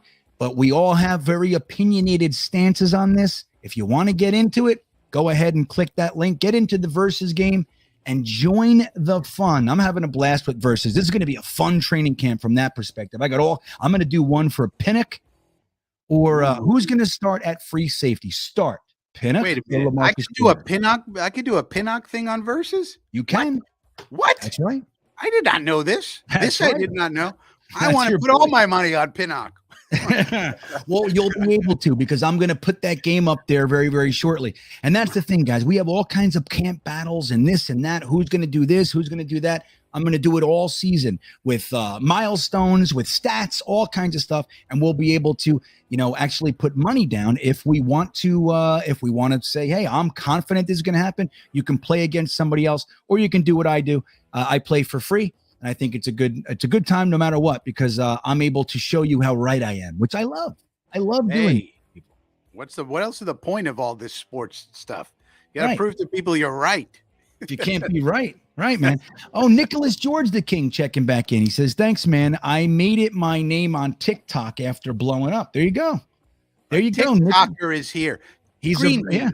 Do you know in the house, we have a TikTok guy who blew up on TikTok. He's a TikToker. I didn't know that. Now I do. What are you doing, Nicholas? What are you doing on TikTok to blow up? Are you dancing with the girls? What's going on? Right. What is it, Nick? Yeah, that's the thing. Is it are you doing like arts and crafts? Are you doing something with dancing girls?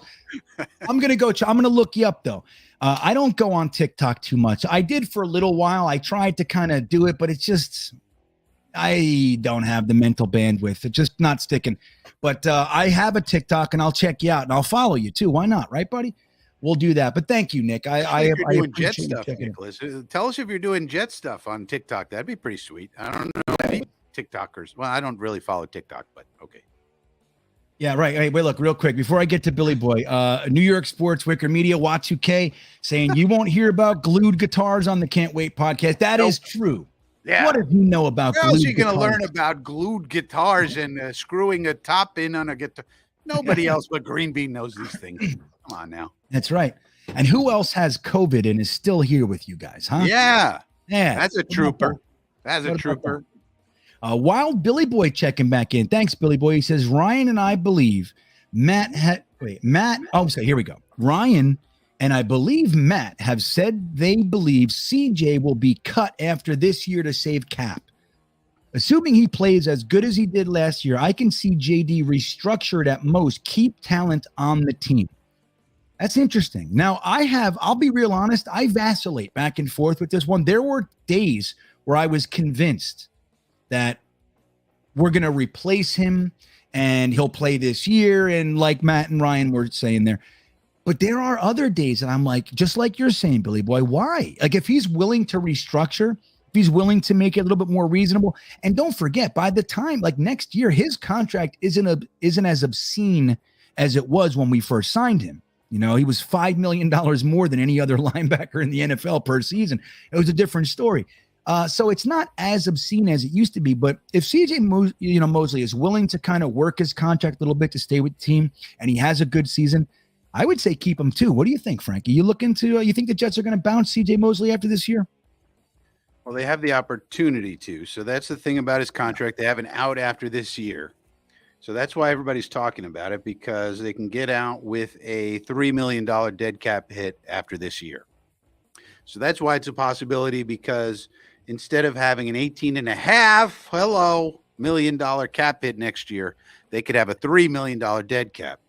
So it's really, I think you have to restructure him. He's going to be 31 next year. He's 30 this year. I mean, he might ball out this year with Quincy. If Quincy improves a lot and Sherwood and or Hamza are something, then we have a good linebacking core, and CJ may become, may go back to being Baltimore Ravens CJ, in which case you may want to pay him 18.5. And then, if he's the Ravens CJ Mosley, then 18.5, you go, okay, that's worth it. No problem. Yeah, right. Like what if he has a first team Pro Bowl or like an all pro season? All pro. Yeah, he would have to be all pro. Yeah. And he could, but it's not likely. He could, but it's not likely. So I would think that the most likely thing, if he has a good year, so the question from Wild Billy Boy is if he plays as good as he did last year.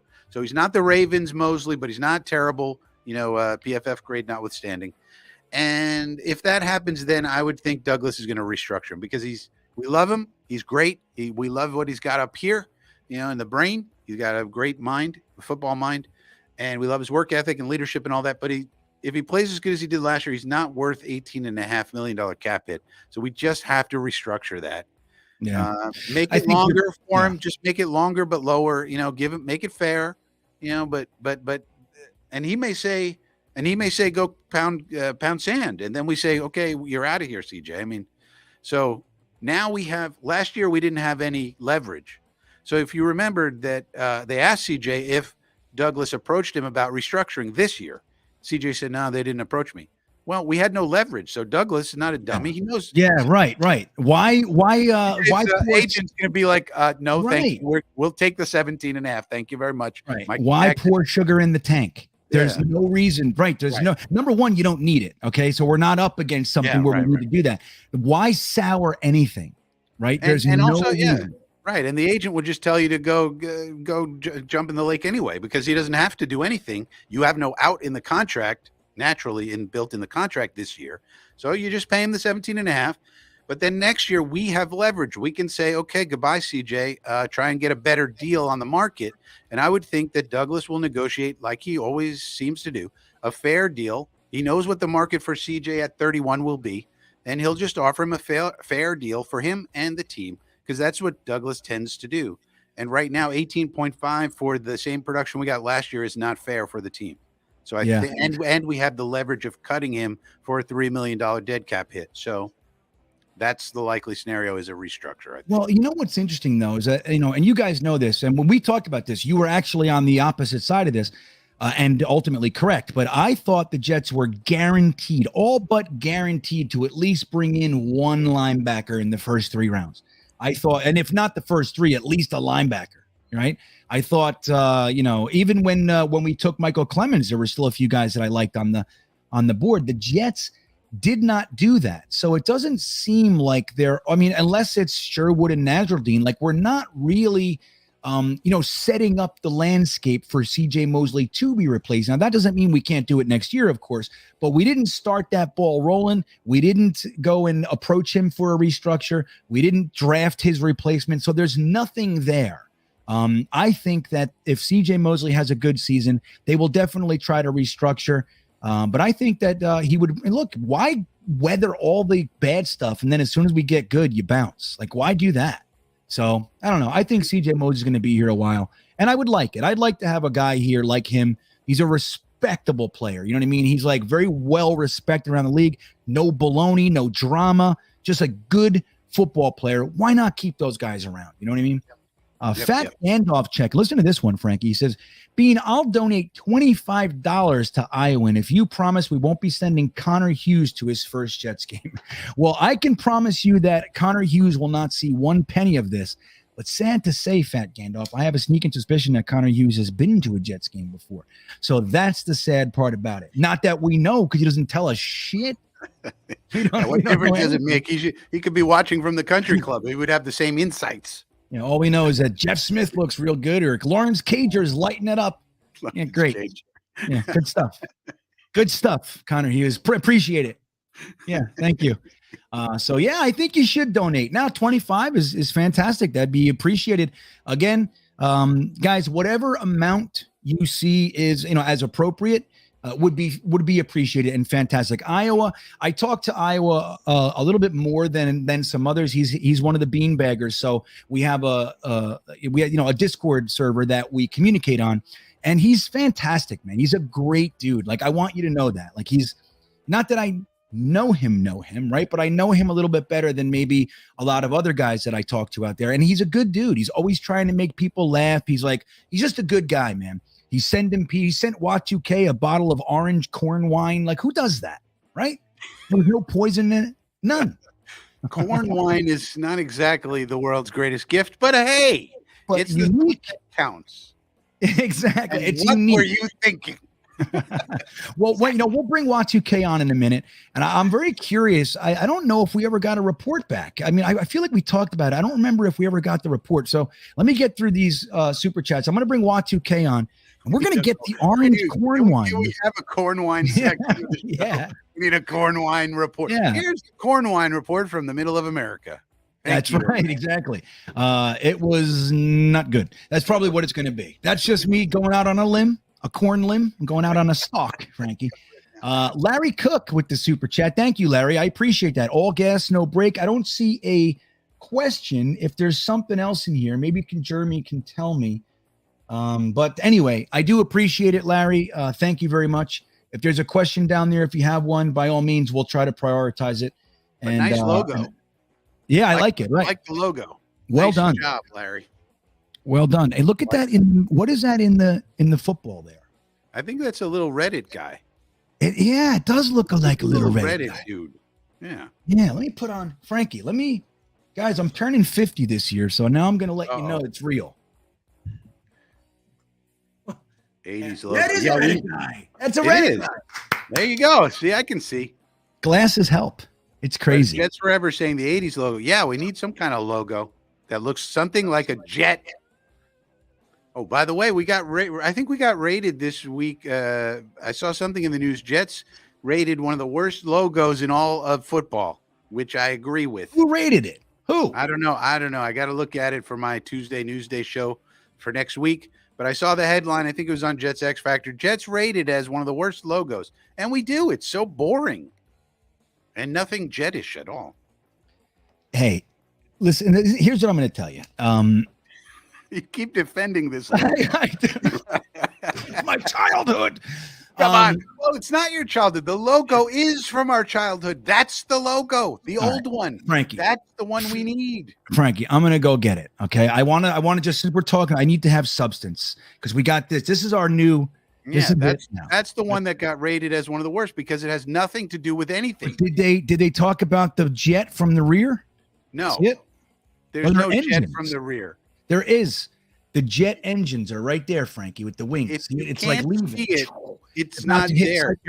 I'm gonna go get my. I'm gonna get my classic helmet. I'll be right back. I know I've shown you before, but I'm gonna see it. So, I'll be right back, Frankie. You got it. And this is an important point for those in the chat. Now, I think Y2K Wicker Media already said that Frankie's going to go on a rant about the uniforms, and maybe you're right. Maybe you're right, Y2K. But the point of the matter is, we need a logo and we need uniforms that have something to do with Jets. Our name is Jets, and we have a circle and an oval and a football. That's not a logo for the Jets. It's fine if your name was the Ovals. We're not the Ovals. We're not the Ovaltine Ovals. We're the Jets. But we need something to do with a jet. The oval, you know what is an oval though? A football. Ovaltine. A football. That's true. So this to me, even that one, the 80s this is the logo 60s. is the one. What is so hard about this? Well, That because 80s there's logo, very just modernize the because there's 80s logo, and you're there. I mean, it's not hard. Well, I think the problem with the 80s logo, not that I sit there. Got to modernize it. You got to do something because there's a lot of, dude, there's a really negative chunk of our history. Just modernize it, make it cool, but have the same concept, but just make it modern and cool. It's so easy. So many graphic designers out there with so many cool, Jeremy's saying that. I was thinking about that joke, Jeremy. Why do they call it? Wasn't that on Seinfeld? The container is round, the cup is round. Why do they call it Ovaltine? Yeah, that was that comedian. What was that guy? Banya, right? Banya, right? Banya. Yeah, that was funny. That's cold. Yeah, that's cold. So, but here's what I'm going to tell you guys. I hope you're ready because Woody Johnson is already setting the stage for the 80s logo to at least come back as the alternate helmet. Now, it is my opinion, just like I said before with the Hall of Fame election committee slowly getting Klecko in there. He's going to get in. They just got to do it on their time frame because they don't want to look wrong. They're going to look like, hey, we reconsidered. And the Jets are going to do the same thing with our logo. They're going to bring out the alternate helmet, which is going to be the 80s helmet, okay, or some variation of it with the jet swoosh above the word Jets. We're going to use that for a few games. Then slowly but surely, they're going to phase out the Christopher Johnson logo, which is the Adam Gase logo, which is what we have currently. And the 80s logo will be our logo officially. Yes. Then this will be our alternate logo. Right. That's okay. Right. This is what I hope, Frankie. This is my big hope. I'm all game for the 80s logo. I want it on a white helmet. That's what I want. Fine. We could have it on a white helmet. We could have it on a black helmet. We could have it on a gunmetal silver helmet, which is what the color of the Jets should be, by the way. Gunmetal silver. How about that? Because that's what Jets are. But yeah, put it on all the colors. But as long as it's something jetty, we have something related to a jet. Yeah, well, that's the whole thing, right? And it's a legitimate gripe. It's like, why are we the one team? Are there any other teams that don't have their associated, like what they're named after, as even a part of their logo? Yeah, the Browns. The Browns logo is the color orange. Yeah, well, because the Browns name is the color orange. The color orange, because the guy, it's literally named after a man. Guy. Yeah, it's his last name. I know. But you'd think they put the guy's hat on, like make his fedora, like he was the old time guy. I think it was Paul Brown or something. That was the era of the fedora. Make it the fedora or something. Why is it the color orange? Why isn't it the color brown? They're the Browns, and their logo is the color orange. It was so stupid. Yeah, and look, the fans are trying, right? They put up, they got some dogs. A dog band. Wear dog masks and stuff. Did I tell you, Frankie? So my cousin just sent me just the strangest thing. You know my Cleveland story when they came back to the NFL. I went over there and I got into a big fight. Yeah. My cousin, I guess we filmed the whole weekend. What? Like back then with like flip phones, like you can hear it going zzz, zzz, like zooming in and out, and you see us like making the sign. It's crazy. I'm gonna documentary, a Yeah, 5-part series, Flight 1984, right, 1999. 1999, Flight Documentation 1999. Yeah. of the same day that Vinny Testaverde tore his Achilles. It was that day. Same We day. need this as a video, Greenbean. Got to be a video now. You put it out there. Got to make That's it. right. I did. I gotta cut it up. This vacation I'm taking is going to be filled with all this crap I got to do now. Brett activated, checking back in. He says, Matt Ryan make the Colts elite, Jags, Peterson impact. What do you think, Frankie? Yep. Well, the Colts are already elite. All they needed was Steady Eddie. And guess what Matt Ryan is? Steady Eddie. Yeah, totally. Instead of chaotic Carl, which was exactly what they didn't need, it turns out. They got the perfect right guy. You know, the GM, I forget his name now, but you know, he was patient and he got Matt Ryan, and that's the perfect guy. They have an amazing offensive line. They have Jonathan Taylor. They have a great defense. They have everything. All they needed was a Steady Eddie quarterback. So I do think they're going to be elite, and I do think that Peterson down for the Jags is going to be good for Trevor Lawrence's development. How good, I don't know, but he's definitely going to be a plus for Trevor Lawrence moving forward. I agree, man. And I think the way that you said it with the Colts is perfect. I actually, just before we started this show, I was on Colts Law. I did a guest spot on Colts Law before this with Lawrence Owen, our good buddy. Yeah. We did that over there, and he was talking about our thoughts on the Jets, but dude, they're excited about the Colts right about now, and they should be, because they've been trying to get this quarterback thing. Obviously, they didn't do Andrew Luck any favors with the offensive line, but he retired suddenly, and obviously they've had some difficulty with Wentz, and you know, they've tried, but it didn't work out with Phillip Rivers and everything else. I think Matt Ryan is the guy. I think he's going to fit in perfectly. Just hand the ball to Jonathan Taylor. Yep. And don't go crazy with these crazy chaotic plays. Just hit the receivers when they're open, and they're going to be just fine. They're going to be really good this year. I have a feeling. So I want to say hello to our good buddy. Interestingly enough, we were just talking about you, Ali. Ali is here. Loyal New York Jets fans is in the house. We're constantly applying for jobs on Ali's behalf. That's Ali, right. Well, Ali, I'm going to tell you. We are saying people should hire you, Ali. Yeah, well, Ali, I'll tell you. So he says, wait, did Greenbean respond to Hughes yet? We talked about it here for a little bit. I didn't even know about it. Ryan sent me. I didn't listen to it yet, so I don't know what it is. I heard the term slapdick is used and all that sort of stuff. But it's fun. It's fun to find out that one tweet is all it took to have them talk about me for a week now. When their job is literally to drag young men through the mud and try to, make their lives difficult. All I did was put out a tweet. I retweeted his own tweet. That's all I said. And clearly I'm under his skin because generally bullies are, I'm going to say it, Frankie. Generally bullies are pussies. Okay. That's been my experience. My father taught me when I was 10 years old. The best thing to do with a bully is punch him square in the nose, break his nose. It's over. And then all of his little bully minions, they all run away too. And I found that to be true. Not that we're going to fight, right? But Ali, the funny part about it was Frankie and I were talking about what the beat could look like if we hired guys like Ali from loyal New York Jets fans. You were a name that we brought up as someone who would elevate the productivity, the content, the respectability of our beat. So, Ali, you got to do this now for us because we were talking about it. But no, honestly, man, like I truly believe that if a guy like Ali was actually writing for, just as an example, let's say the Daily News, the baloney would be over. We'd be getting actual, interesting, digestible content that we would be interested in, as opposed to, feeling negative about, calling guys fat or calling guys disengaged or cavalier. Who uses the word cavalier, Frankie? Who? Except for guys here in Charlottesville, Virginia, because the team is the Cavaliers. We even call them the Who's. So outside of that, but Ali, man, we love you. I'm really happy that you popped in because we were just talking about you in a very, very positive light, my friend. I'll tell you this too. Jeremy didn't notice this one, but I'm going to tell Jeremy now. If you ever see this guy, I want to know as well. Dylan Terraman is the co-host of Jetnation Radio, the Jetnation official podcast, and he is a stats monster.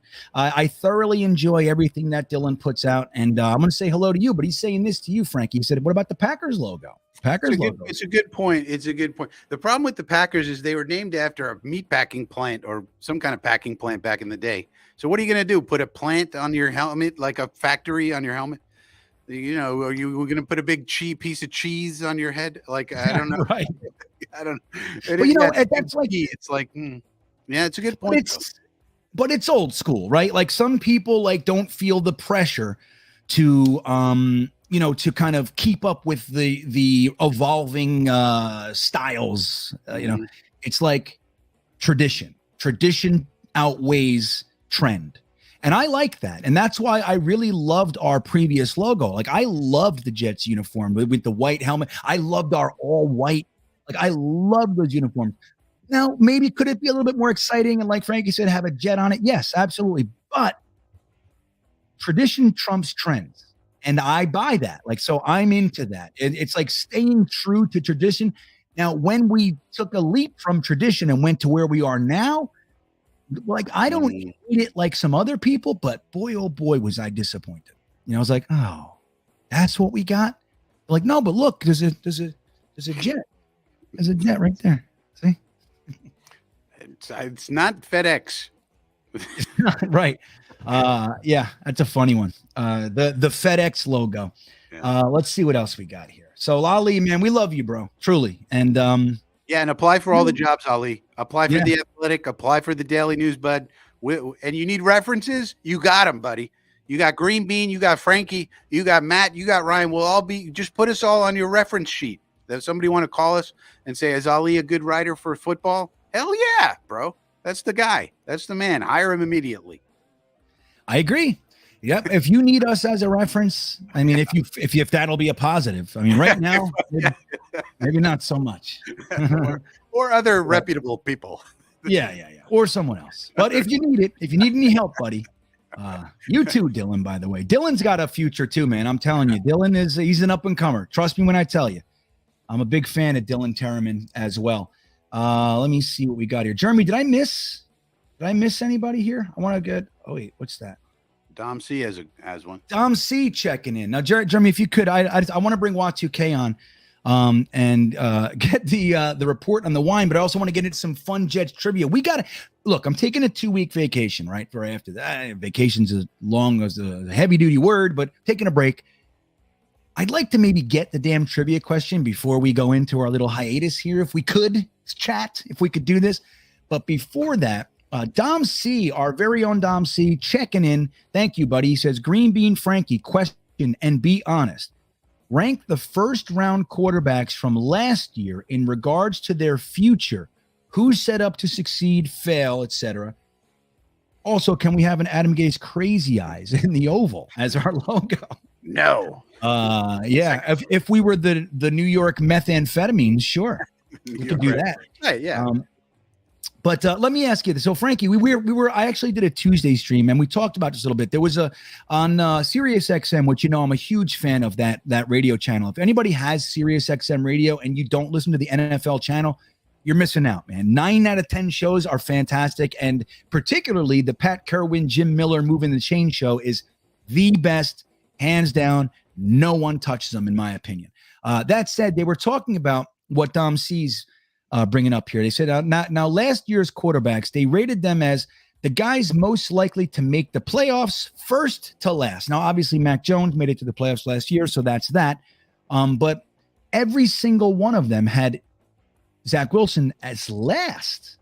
How do you see it, Frankie? Maybe Justin Fields, and we're talking about the first round quarterbacks, right? Like Dom said, not Davis Mills and whoever else.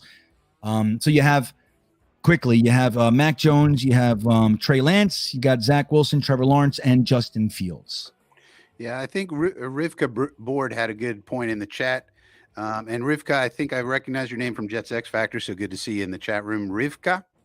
But you had a good point about Justin Fields. I think that clearly the one who's set up to fail is Justin Fields right now. They did nothing for Justin this offseason. They got no receivers. They have a terrible offensive line, and they're starting completely over. So you have to rank him last in this question from Dom C in terms of being set up for success right now for this year.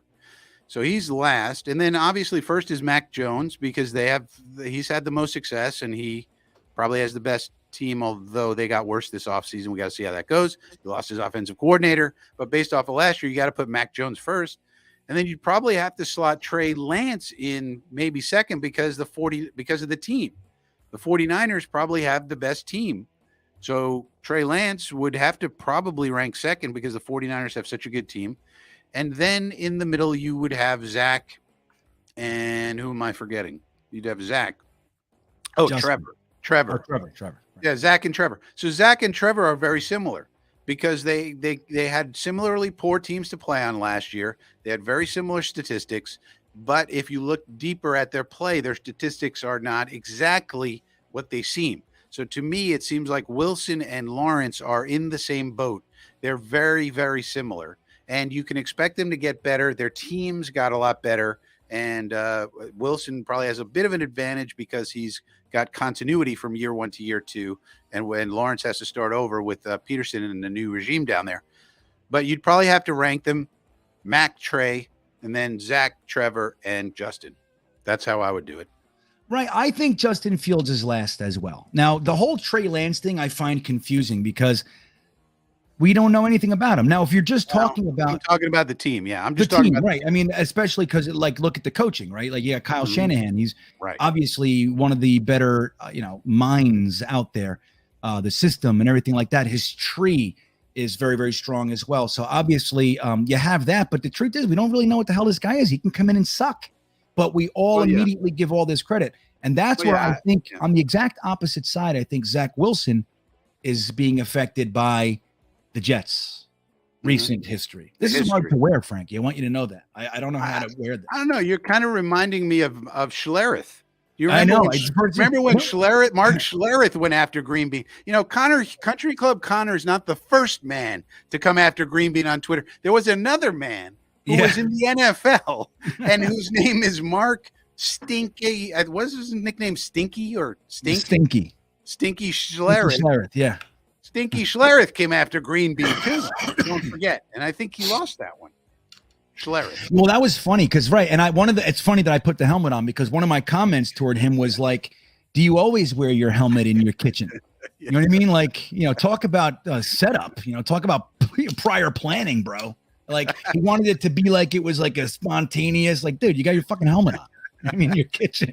He had his Broncos helmet on for those who didn't see it. His old Broncos helmet. That was when he was getting on Greenbean for the Broncos beating us back in the day, the Testaverde era. But it was actually John Elway and Terrell Davis who beat us more than Stink Schlereth. Yeah, it was us that beat us, truth be told. All the fumbles in the red zone. It was terrible. Poor Vinny Testaverde, because Testaverde was known as turnovers in the worst moments. And he didn't do it. He played lights out and his team betrayed him. Curtis Martin, David Meggett, Byers, all the Parcells guys betrayed us. Tough. Oh, that day killed me. Kiss was playing in the Super Bowl. I can't even believe it. I don't know what that has to do with anything, but and I thought God was smiling on me, and little did I know he was smirking because he was about to start laughing at me. That's what it really was.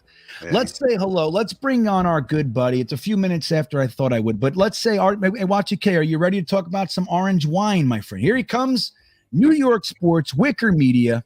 Let's say hello to Watts. Ooh, look at the sign behind. What is going on?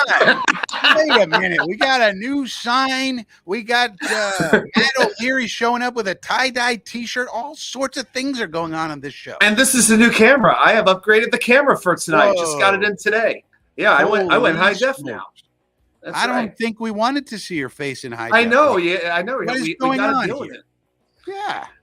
I know. That's why I'm keeping it at a distance. We don't want to scare any of the kids away. We don't want to scare Reefco away. So we'll do that. I like that. I like that behind you. It almost looks like a half of football. Am I seeing that right? Like it's coming at us. That's the beauty of it. Is what if I told you that what's behind me? And by the way, the cab. If anyone is concerned about the cab, it is actually behind the what I have hanging. I don't think anybody was concerned about the cab. The can? What can? No, the cab. Remember the photo of the picture of the cab taxi? He didn't even know there was a cab. The can. He's never noticed. He's never paid attention. No, I don't know. I don't know, man. The only time GreenBean pays attention to me is when I do the trivia. Well, dude, if it has nothing to do with the Jets, we're not paying any attention. Dude, because I got to do this to see it. That's why I can't see. It's not a sign. It's actually a micro fleece blanket. This is actually fleece behind me. It's not even a sign. Yeah. Oh yeah. Well, it looks good. It looks good. I like it, buddy. I think it's nice. You should get like a frame for it and some sparklers to stick off of it. Like green sparklers. Oh, I have sparklers. I don't know if I have super chats. I need super chats. There you go. That's a fire hazard. We can't have that. All right. You know what's funny? I said I meant like tassels. You know what I mean? Like pom-poms. That's what I meant. We could do. I literally was putting it up during the show. I was like, you know what? Let's change something up a little bit. And I was like, I got this fleece here. It's been here for like weeks. Why don't I just try hanging this up? And I think it looks pretty good. But hey, let's see what everybody else thinks. But as far as the you want to hear about the corn? Yeah. Here's what I would say. When you're getting wine from Iowa, or especially from Iowa Jetsfan, a very well-known and respected distributor of wine, you got to make sure of a couple things. Number one, it has to be slightly chilled. It cannot be room temperature. It can't be in the refrigerator for more than, I would say, 2 hours. You want the slightest chill to it because the wine had a little bit of sweetness to it. Wait a minute. You're talking about corn wine? Yes, I'm talking about that sweet. I'm talking. For the sake of the show, yes, it is orange corn wine. But what was it really? You don't have to stick to mine. If I'm wrong, it was a red blend. It was a red blend. It's just when I held it up to the camera, it made it look more pink, orangish pink, but it was like it was like between red and pink. Of course, any wine has to be chilled. You can't serve hot wine. I mean, red? No, you drink red wine. No, chill it slightly. No. Yeah, I drink the red white wine. You could chill. The red, no. If you drink like a Chianti or a Zinfandel, you guys need to know the tricks of the trade. Here's how you do it. You get a box and you hold it over your head. And that's not how. No. Yeah. Wine does not go in a box. Yes, I've had this argument so many times. Wine does not belong in a box. It belongs in a glass bottle. If you got, I've had it in a can. As a matter of fact, I've had canned wine. If you only have $5 canned wine, if you only have $5 left and you're freaking out, listen. If you only have $5 left and you're coming down from cocaine, a box of wine is good. Really helps. How do you go from cocaine to box of wine? Most of us are not living that high on the hog, GreenBean. Most of us are just living our normal life over here. Yeah, I got you. I hear you. So, but what? All right. So, what's okay? All jokes aside, it wasn't made of corn. No, there was no corn in the wine that I'm aware of. God, that's so disappointing. Yeah, everything in Iowa was made of like corn or pork or something. One of the two, I think, pretty much. As somebody who lived next to Iowa for 20 years, I should probably know this. But I would say this. It was pretty good for a couple of days, but you got to drink that. That's a wine where you could taste the difference in it after a couple of days once the air gets into it. After about 3 to 4 days, I'm like, I can't drink this anymore. I got through about three-quarters of the bottle, and then I was just like, I can't do it anymore. So I drank most of it. I can't. There you go. So yeah, well received, right, man? I mean, that sounds awesome. And what a good guy is. You didn't bother him for a bottle of wine. Hey, can you send me some? No, he sent it to you, right? He's a good dude. Iowa sent me something too. Yeah. You know what? Iowa sent back to him to the back to the wayward Jets fan to get Iowa opening day. You know what he sent me, Y2K? Iowa sent me a huge set of tools to break into cars. It's real. This seems like an area of the podcast we may want to avoid. What are we? No, well, where are we going? Welcome to the dark side. There's not much else to do in Iowa. Right, we're in hour 3. All sorts of stuff happens. Now we're getting into the plot of a new movie. Iowa's a locksmith, and he was concerned that traveling around the country, that I might get into a situation where I could lock my keys out or something so I could very easily put it in the bed of my truck. And what a good dude. I know I set it up like it was a little bit more nefarious, but yeah, what a good guy. So that's why I'm donating. I already donated to Iowa's fund. I have the super chats. I think it's $56 that I have to donate as well. I'm going to put that in there. So yeah, again, man, I really sincerely hope that we get enough funding to get him there. And I really hope that we get him and maybe a few others. I would love it if we could get some Jets fans there. Now, Mike Anthony's asking, where are you guys sitting week 1? I don't know if Frankie or Watch2K have decided if they're going or not to the game. I am going, and I'm sitting with the Jet Lounge in the area called the Hangar, which, from what I understand, this will be the first inaugural opening of the Hangar.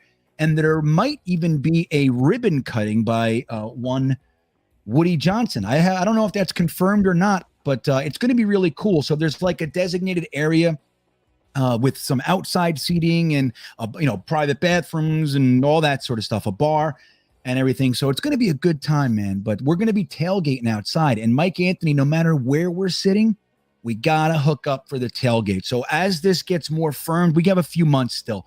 So as we kind of identify exactly where we're going to sit, we're going to let you guys know. The more the merrier, man. Truly.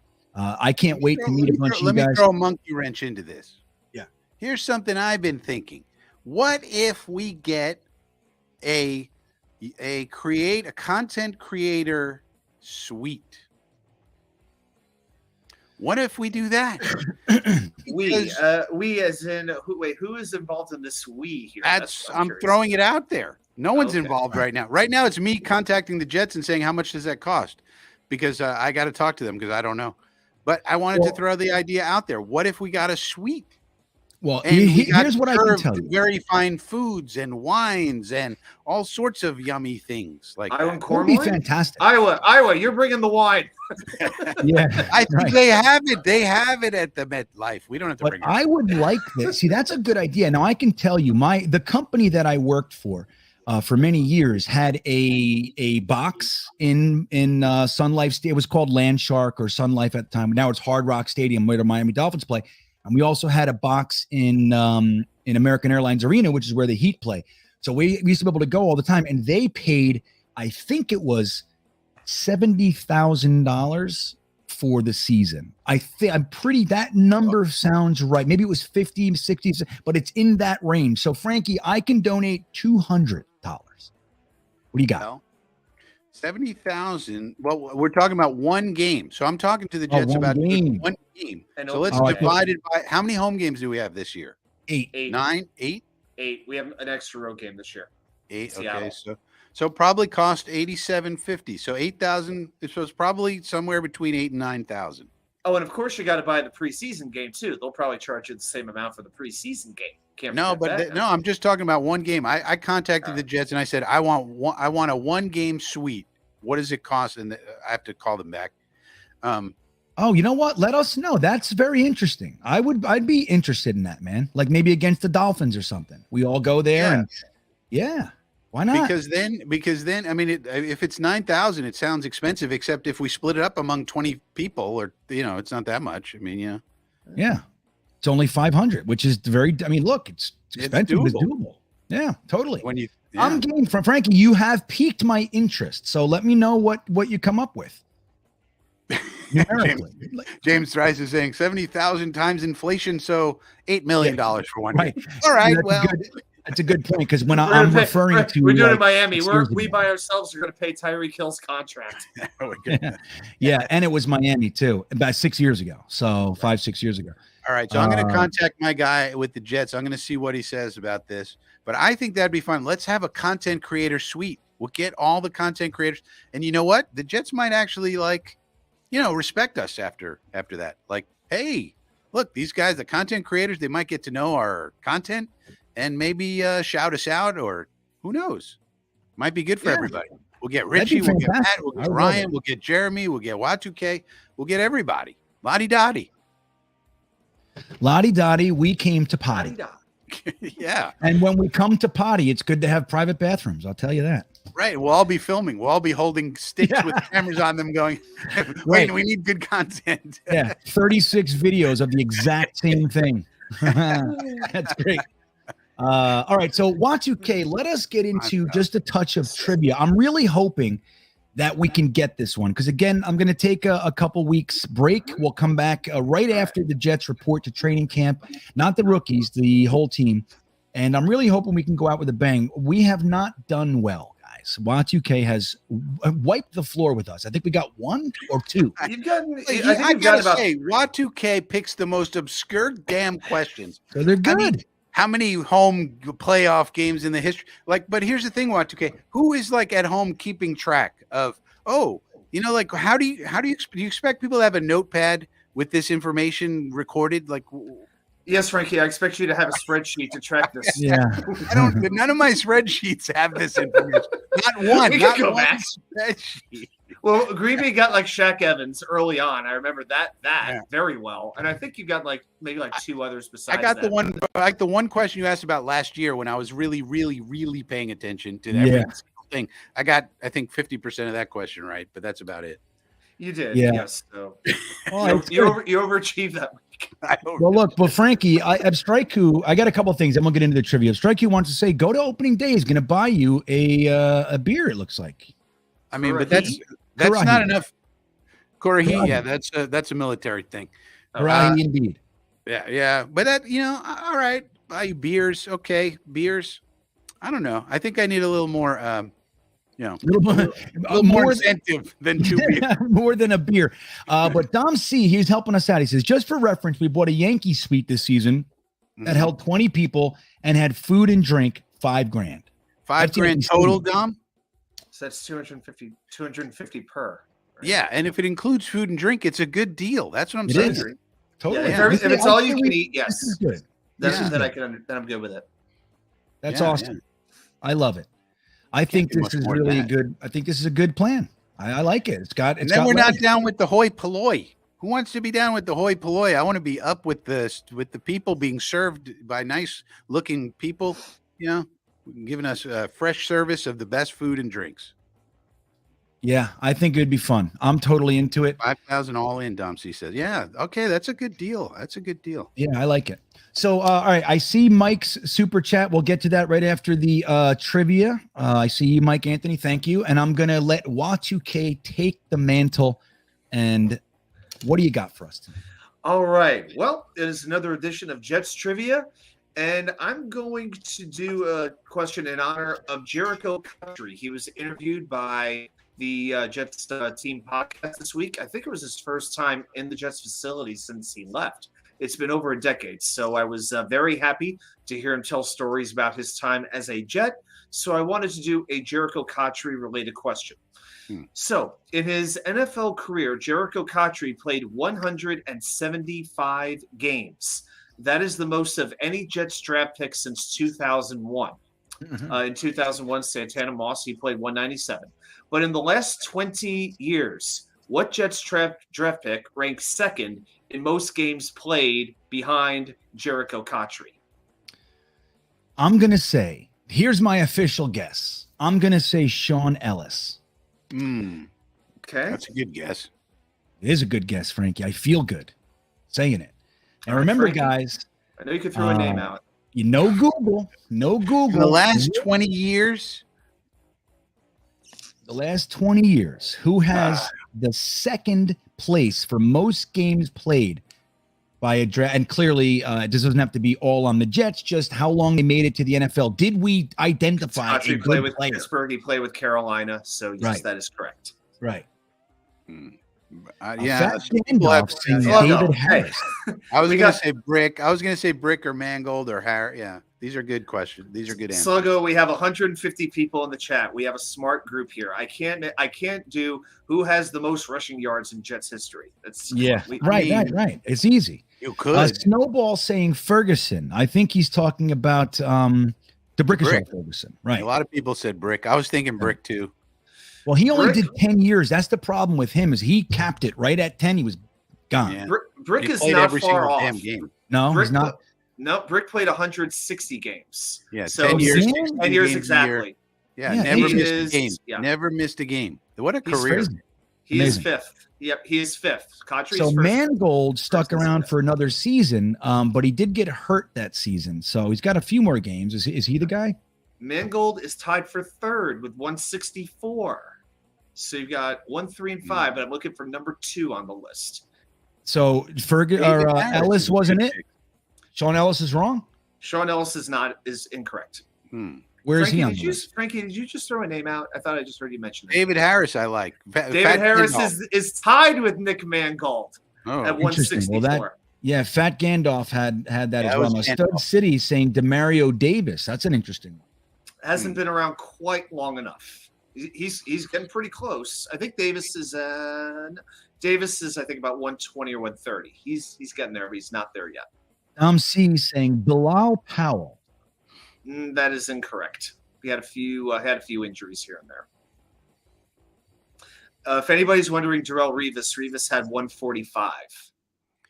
man. Interesting. Chad So- Cascadden.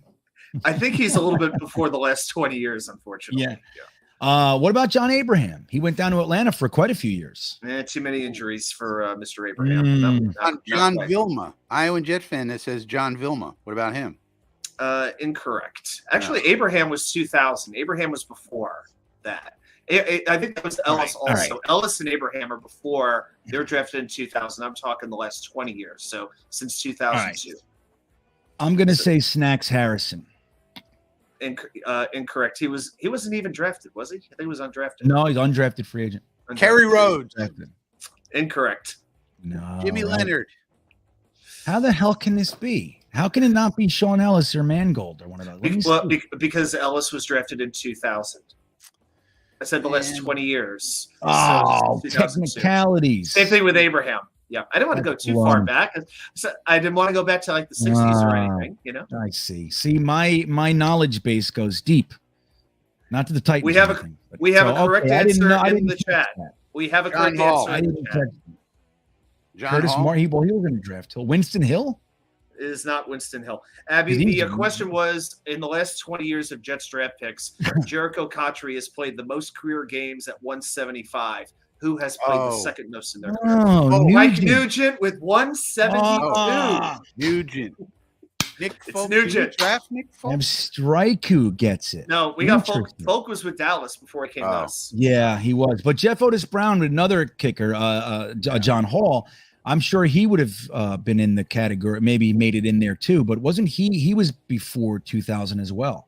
John Hall was there with I don't think Hall was around all that long. Maybe 7-8 years total. Well, he went to the Redskins. yeah. He played for the when Reds. they stole all our players, those bastards. It was The called Jets- the Jetskins. The Terry Jets- Bradway. Terry Bradway. Thank you very much. We appreciate it. Yeah, John we Hall. lost. And the big one, I mean, look, what a ridiculous thing. Like Lavernius Coles goes and signs free agent with the Skins, and then we trade Santana Moss to get him back. Like, And Coles was a restricted free agent. We could have matched him, and we didn't. it's just crazy. Good Yeah. general managering. Yeah, that's right. You can just see it. It's like it's shenanigans, man. Yeah. We let Randy Thomas go. Like, you don't let a guard like that go. You make him happy and you keep him. That's what you do. But anyway. John Hall played 9 years. He had about 120, 130 games or so. So he's The been news. there for a little while. See, so look, we like to Nugent.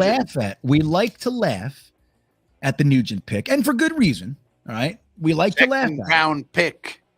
a second round Second pick, and round what was he with us for 4 years? I mean, it was like if the that. worst. Christ almighty. And he missed like but- a big kick in his first game against Cincinnati. Like I think he missed an extra point if I remember correctly. It was like a 20-yard field goal. Didn't the general manager at that time think, if I take a kicker in the second round, there's going to be so much pressure on this guy. There's no way he could possibly be successful. I mean, why was that thought process not part of the deal? He's actually catched up to Ryan Fitzpatrick. He has been with the Jets, the Bucks, the Cards, the Bengals, the Giants, the Cowboys, the Bears, the Raiders, the Patriots, and then with the Cardinals again in 2020. He didn't play Crazy. last year, but yeah, he definitely made the rounds. Who? It's crazy. Nugent, Second round pick. Yeah, when what? you use a second round yeah, pick that on a makes kicker, sense. What you're saying when taking a second round, using a second round pick on a kicker is saying that's all we need. We're ready. Right. And this guy's going to the Hall of Fame. Like, right. This is going to be the best kicker ever, pretty much. You know. I mean, even Evan McPherson was taken in the 5th, and he looks to be as automatic. He looks to be the new Justin Tucker. Oh yeah, that dude is amazing, and he's got the mentality. He's like, whatever, kick, yeah, we'll get it. 50, 60 yards, yeah, no problem. Let's go listen to some Snoop Dogg. Yeah, it's just incredible. Like, look, guys, it is time for the Jets to be like to stop with all the silliness, right? And it has stopped for the last few years. The sibs have been plugged of just like the ridiculousness. Like, here we are out here, and you can clearly see this is boneheaded. What are you doing? Like, we haven't seen that in a while. Now, we might not agree with the exact pick, or maybe we would have done this instead of that, but every move makes sense. Like, the team is being run organizationally, really, as a professional outfit for the first time in forever, man. Since Parcells, really. It's truly. I mean, that's the last time it was actually like run well. You had the few minutes with Tanny, but over even him, it was like it was working, but it was crazy. Tanny and Mangini. It was the combination of Tannenbaum and Mangini. He needed, because don't forget, Mike Tannenbaum has a degree in accounting and a degree in law. He's a lawyer and an accountant. That's what he is. Right.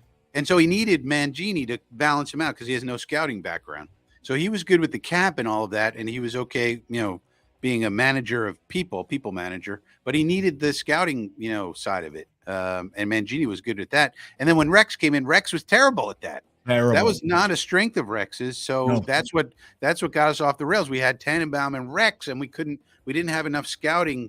We didn't have the Phil Savages and Chad Alexanders even in reserve. Not just Joe Douglas. We have Phil Savage. People really need to understand what a mind Phil Savage has, who he's been around. He's been around Belichick, Saban, all these people, and he's seen their system. The Ravens, Ozzie. That's right. That's what I was going to say. He's been around all these people, and he's just sitting around in our general manager's office, just waiting to help out. Like, what? We have him in reserve, and Chad Alexander, and Rex Hogan. What? That's crazy good. Well, look at this. We got some good news, Frankie. Ali checking back in. He says he's got people messaging me now in his DMs. You guys got to be, dude. We did it. Absolutely. We're proud. Hey, man, whatever positive can happen for you, Ali, I want to just make sure we know it's you. If we help a little bit here, little sprinkle of salt or something like that, that's great.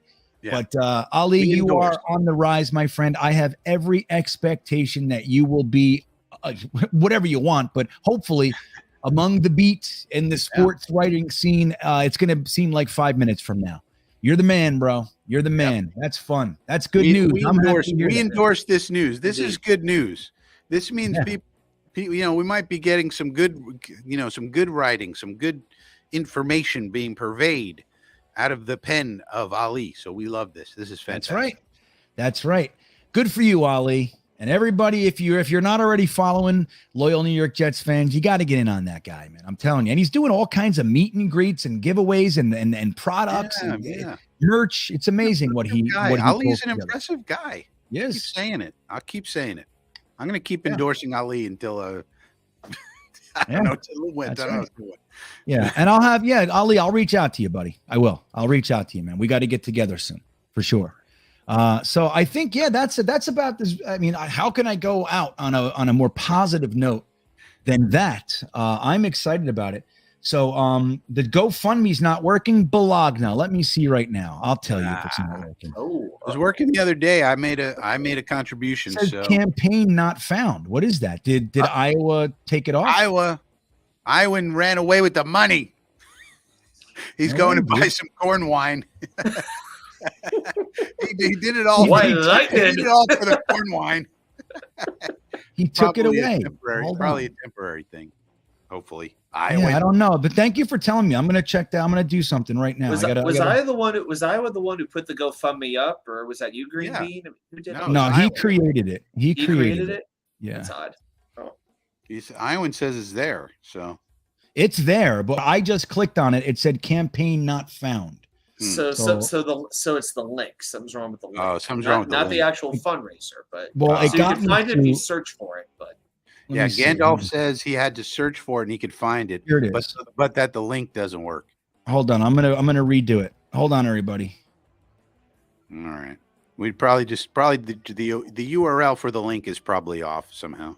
I would guess. Hold on, I'm gonna get you. Hold on. Probably got a I'm gonna- space in there or something. I'm gonna redo it right now. This is technology. Here we go. Let me see what I do here. It's gonna take me an hour and a half. And then we'll get it. In an hour and a half, it'll all be taken care of, everybody. Let's see here. I'm gonna edit this video. That's the button to push, Frankie. Edit. I want to see. There we go. Let's edit this thing. And let's see. Donate to get Iowa. There it is. Hold on. Okay. It's up there. Refresh your page. You guys are super quiet. Did I lose you? Oh, okay. No. We were All just right. I waiting. was like, holy shit. I was working on my chat game. Yeah, there you go. Now that I figured Nice. it out. Iowa said he got a donation tonight. So anyway, the new link is in there. I checked it myself. Let me see. Let me check it again.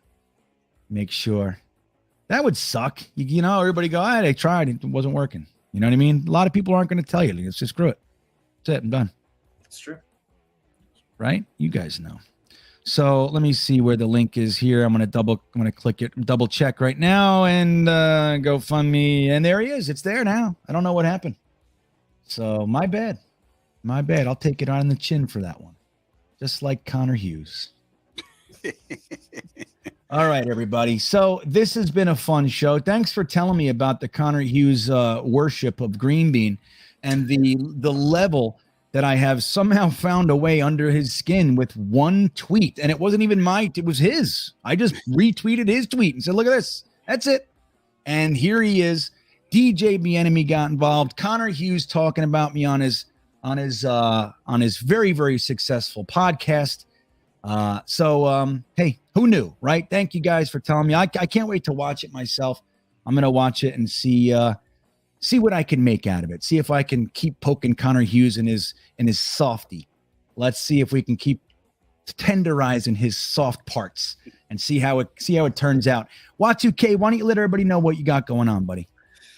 You know what? Did a new video today, a little bit hockey related. So I posted that this morning, and I'm actually pretty excited. I am heading to South Carolina for the weekend, so I'll be down there for about 3 or 4 days.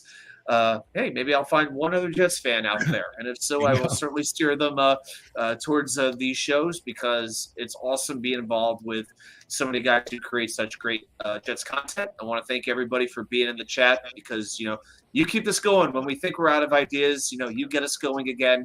Oh, and I'd like to say on a side note, Chris Canty is an established resident of Clown Town. Oh my God, what a silly statement. Are you kidding me? Chris Canty, who's that? Exactly. Yeah. Yeah, just Google it. Just Google Chris Canty Jets. You'll see it. It's just so dumb. Unbelievable. It's like it's a guy Clown pretending he Town knows resident. stuff. Yeah, he's just a guy Clown pretending he knows Town. stuff. Clown Town. It's Well, not Mike Anthony. Oh, sorry. Yeah, I'm gonna get. And I'm sorry, Mike. Thank you for putting it in there because I got caught up elsewhere, and my bad, dude. We'll get to that. But one of the things is like Chris Canty is just one of you got to learn, man. Like you can't say stuff anymore. Like you got to know before you speak. Yeah, if you're gonna try to be out there like that, you got to know before you speak, or just say I don't know. One or the other. But pretending you know and coming out wrong, Clown Town. So, Y2K, were you complete? I didn't want to cut. I didn't mean to cut you Yep, off. I'm good. Yep, I'm good. Just checking my channel. Now it's in the when our names come up, I put it in NY Sports, Wicker Media. Try to do several videos a week. Might be you never know what sport I might cover, but hey, when the Jets do something, when the Jets are in the news, I will definitely be posting about it. So. Awesome. Y2K, New York Sports, Wicker Media, everybody. The home of orange / kind of red wine. All right, there it is. Mike Anthony, thank you for the super chat, my friend. And again, please accept my apology. And I'm grateful that you didn't just let it slide out and you told me. So thank you. He says, I'll definitely come meet you during the tailgate. You're one of my favorite Jet streams on YouTube. And if I'm not mistaken, 8,500 for a suite. I already asked my season ticket. Well, awesome. 8,500 is different than 5,000 though, Frankie. I'm going to tell you, it starts to get still doable. And somebody made the point, well, the Yankee games, there's 81 of them a year. There's only a few of the Jet games. So, but still 8,500, if we get 20 people in a suite, that's doable with food and drink. I mean, that's totally doable. Agreed. There's got to be more suites in MetLife than there are at Yankee Stadium, I would imagine. So, especially if we call the Jets and let them know, hey, man, we're out here doing fun stuff. We're helping the cause. Can you help? I'm going to call my guy tomorrow. Tomorrow. I'm going to tell him, he's going to say, well, what are you thinking about doing? I'm going to say, I want to put together all of the independent Jet content creators in one suite, 20 of them. What's the best deal you can give us? Yeah, well, he'll be like, who are you talking about? GreenBean, what? Who are they? GreenBean, GreenBean, just gotta say, Abstract, you had one super chat, $4.99 super chat that I don't think we. I don't. Yeah, it's below. I thank you. That I see that too. So there were. Sorry about that, Abstract. But yeah, you guys gonna go GreenBean? Isn't that the guy with the no happenstance guaranteed a victory when we fucking got blown out? Bean versus the Bean. It's on. What he's going to do, he's going to say, isn't GreenBean, isn't he that slapdick guy? What? With the slapdick podcast? So I don't know. I'll talk to him tomorrow. We'll see what the cost is. And this is what right now it's just kicking around the idea. So, but this seems like the right neighborhood for the price, 8,500. So that's great. Yeah. There you go. Well, let me know. I'm sincerely interested. I'm very curious to see how I would be. Right. Yeah, that'd be fun. So thank you, Mike, and thanks for the kind words too. I can't wait to have the information. I got to call Sack. I've been telling him for 2 weeks I'm going to call him, and I've been in and out of bed, and I just haven't. I'm so behind on so many things, but I'll call Sack and see what's going on with the tailgate, so we can tell you guys. So if there are any spots to join, you can do that. But at bare minimum, even if you're not, paying for the food you can still stop by. That's the great thing about tailgating at MetLife. It's a huge free for all, man. And you can do whatever you like. And it's going to be so great to meet a lot of you guys. I can't wait. I really can't. I'm so excited about it. Abstraiku, thank you for the super chat. He says, suites are the only good part of MetLife, but you don't get a private bathroom. Food, great. Club access is nice, and sometimes a former player shows up. Hey, will Connor show up? Private bathroom? Hey, right. Connor Hughes? Hughes make his rounds? Does he stop by everybody and tell them? So what? You got to go out into the hall to take a leak. So what? Big deal. That's still weird, though. That's still kind of weird. I bet the press room has their own bathroom. I bet the press room, they got their own private bathroom. I bet they do. Why wouldn't we? Stupid press people. We should sneak into the press room. That's what we should do. Yeah, that's disappointing. I will say our box down in Miami had its own bathroom. Yeah, and once we get in there, listen, all the shenanigans start at that time. So listen, we got to get in there. You can't have any shenanigans if you're not there. So we got to get in there to start the shenanigans. We'll sneak into the press box. We'll give Connor Hughes a wet willy. We'll give him a purple nurple. And we'll say, this is from GreenBean. Enjoy it. That's right. That's right. No happenstance.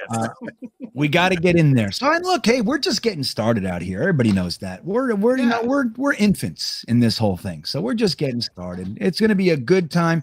I'm just grateful that a lot of Jets fans, we have this medium now to kind of coexist together and discuss things among ourselves, because we have look, we see the press conferences, we see all this stuff. We don't need them to interpret it for us anymore. Right. There was a time when we couldn't see this stuff. Now we can. We don't need them, and let's let them just go argue amongst themselves, and we'll actually talk about football. Imagine that. So, Frankie, why don't you let everybody know what you got cooking, my friend? Well, for those who don't know, Frankie from Flatbush Channel will be doing a live show on Saturday. I have been on, like some of the other creators, I've been on a little bit of a break, but we're returning to the live scene on Saturday. And then I have videos coming up about how Tyler Conklin, for example, is being disrespected by some very formidable and respectable outlets, surprisingly. I'm going to have a video about that. And then I'm going to have a film study about Jason Pinnock. And I've done all the pre-work. I just have to figure it out. So we're going to get to see what he's good at, what he's not good at, et cetera, et cetera.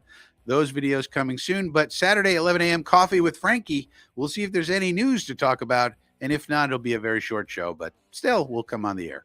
You got to have the show is at least as long as one cup of coffee, though, right? Oh, yeah. Yeah, we can talk about coffee. We could talk about lion's mane. We could talk about all sorts of fun things. But it's even better when there's Jet news to talk about. Yeah. How often do you talk about Jets logos on that show, Frankie? Not very often. I don't know.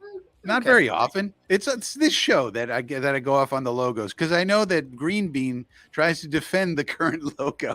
I think that's what gets me going. Not the current. I'm still looking for the Jet thing.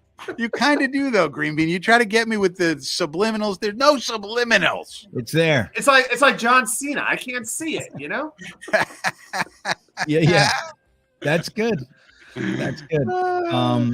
So Garrett Ham just got here, doesn't realize that this is 3 hours later and we already talked about it. But thanks, Garrett. Thank you. He called me out. Again, Garrett, what do you think? I put up all I did was retweet his tweet. That's it.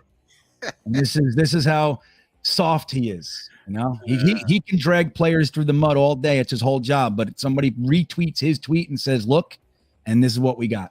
So there you go, Garrett. Good for you and everybody else for telling me tonight. I appreciate it. I wouldn't have known otherwise.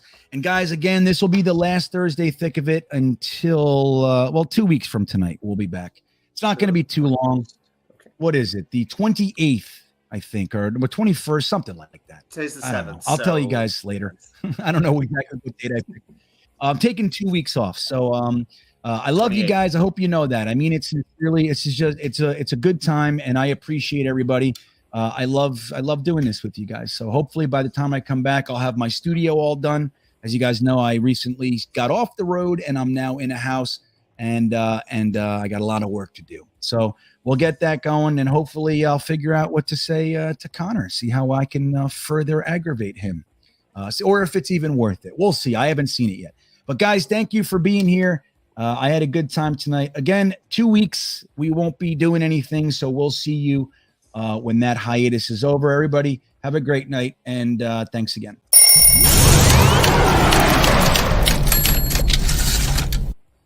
There you go, Frankie.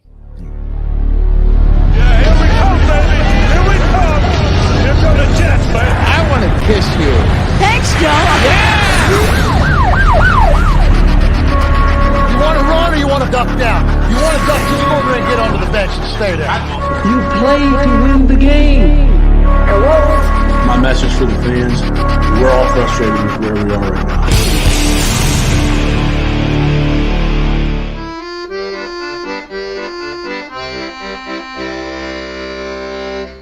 Jets, Jets, Jets.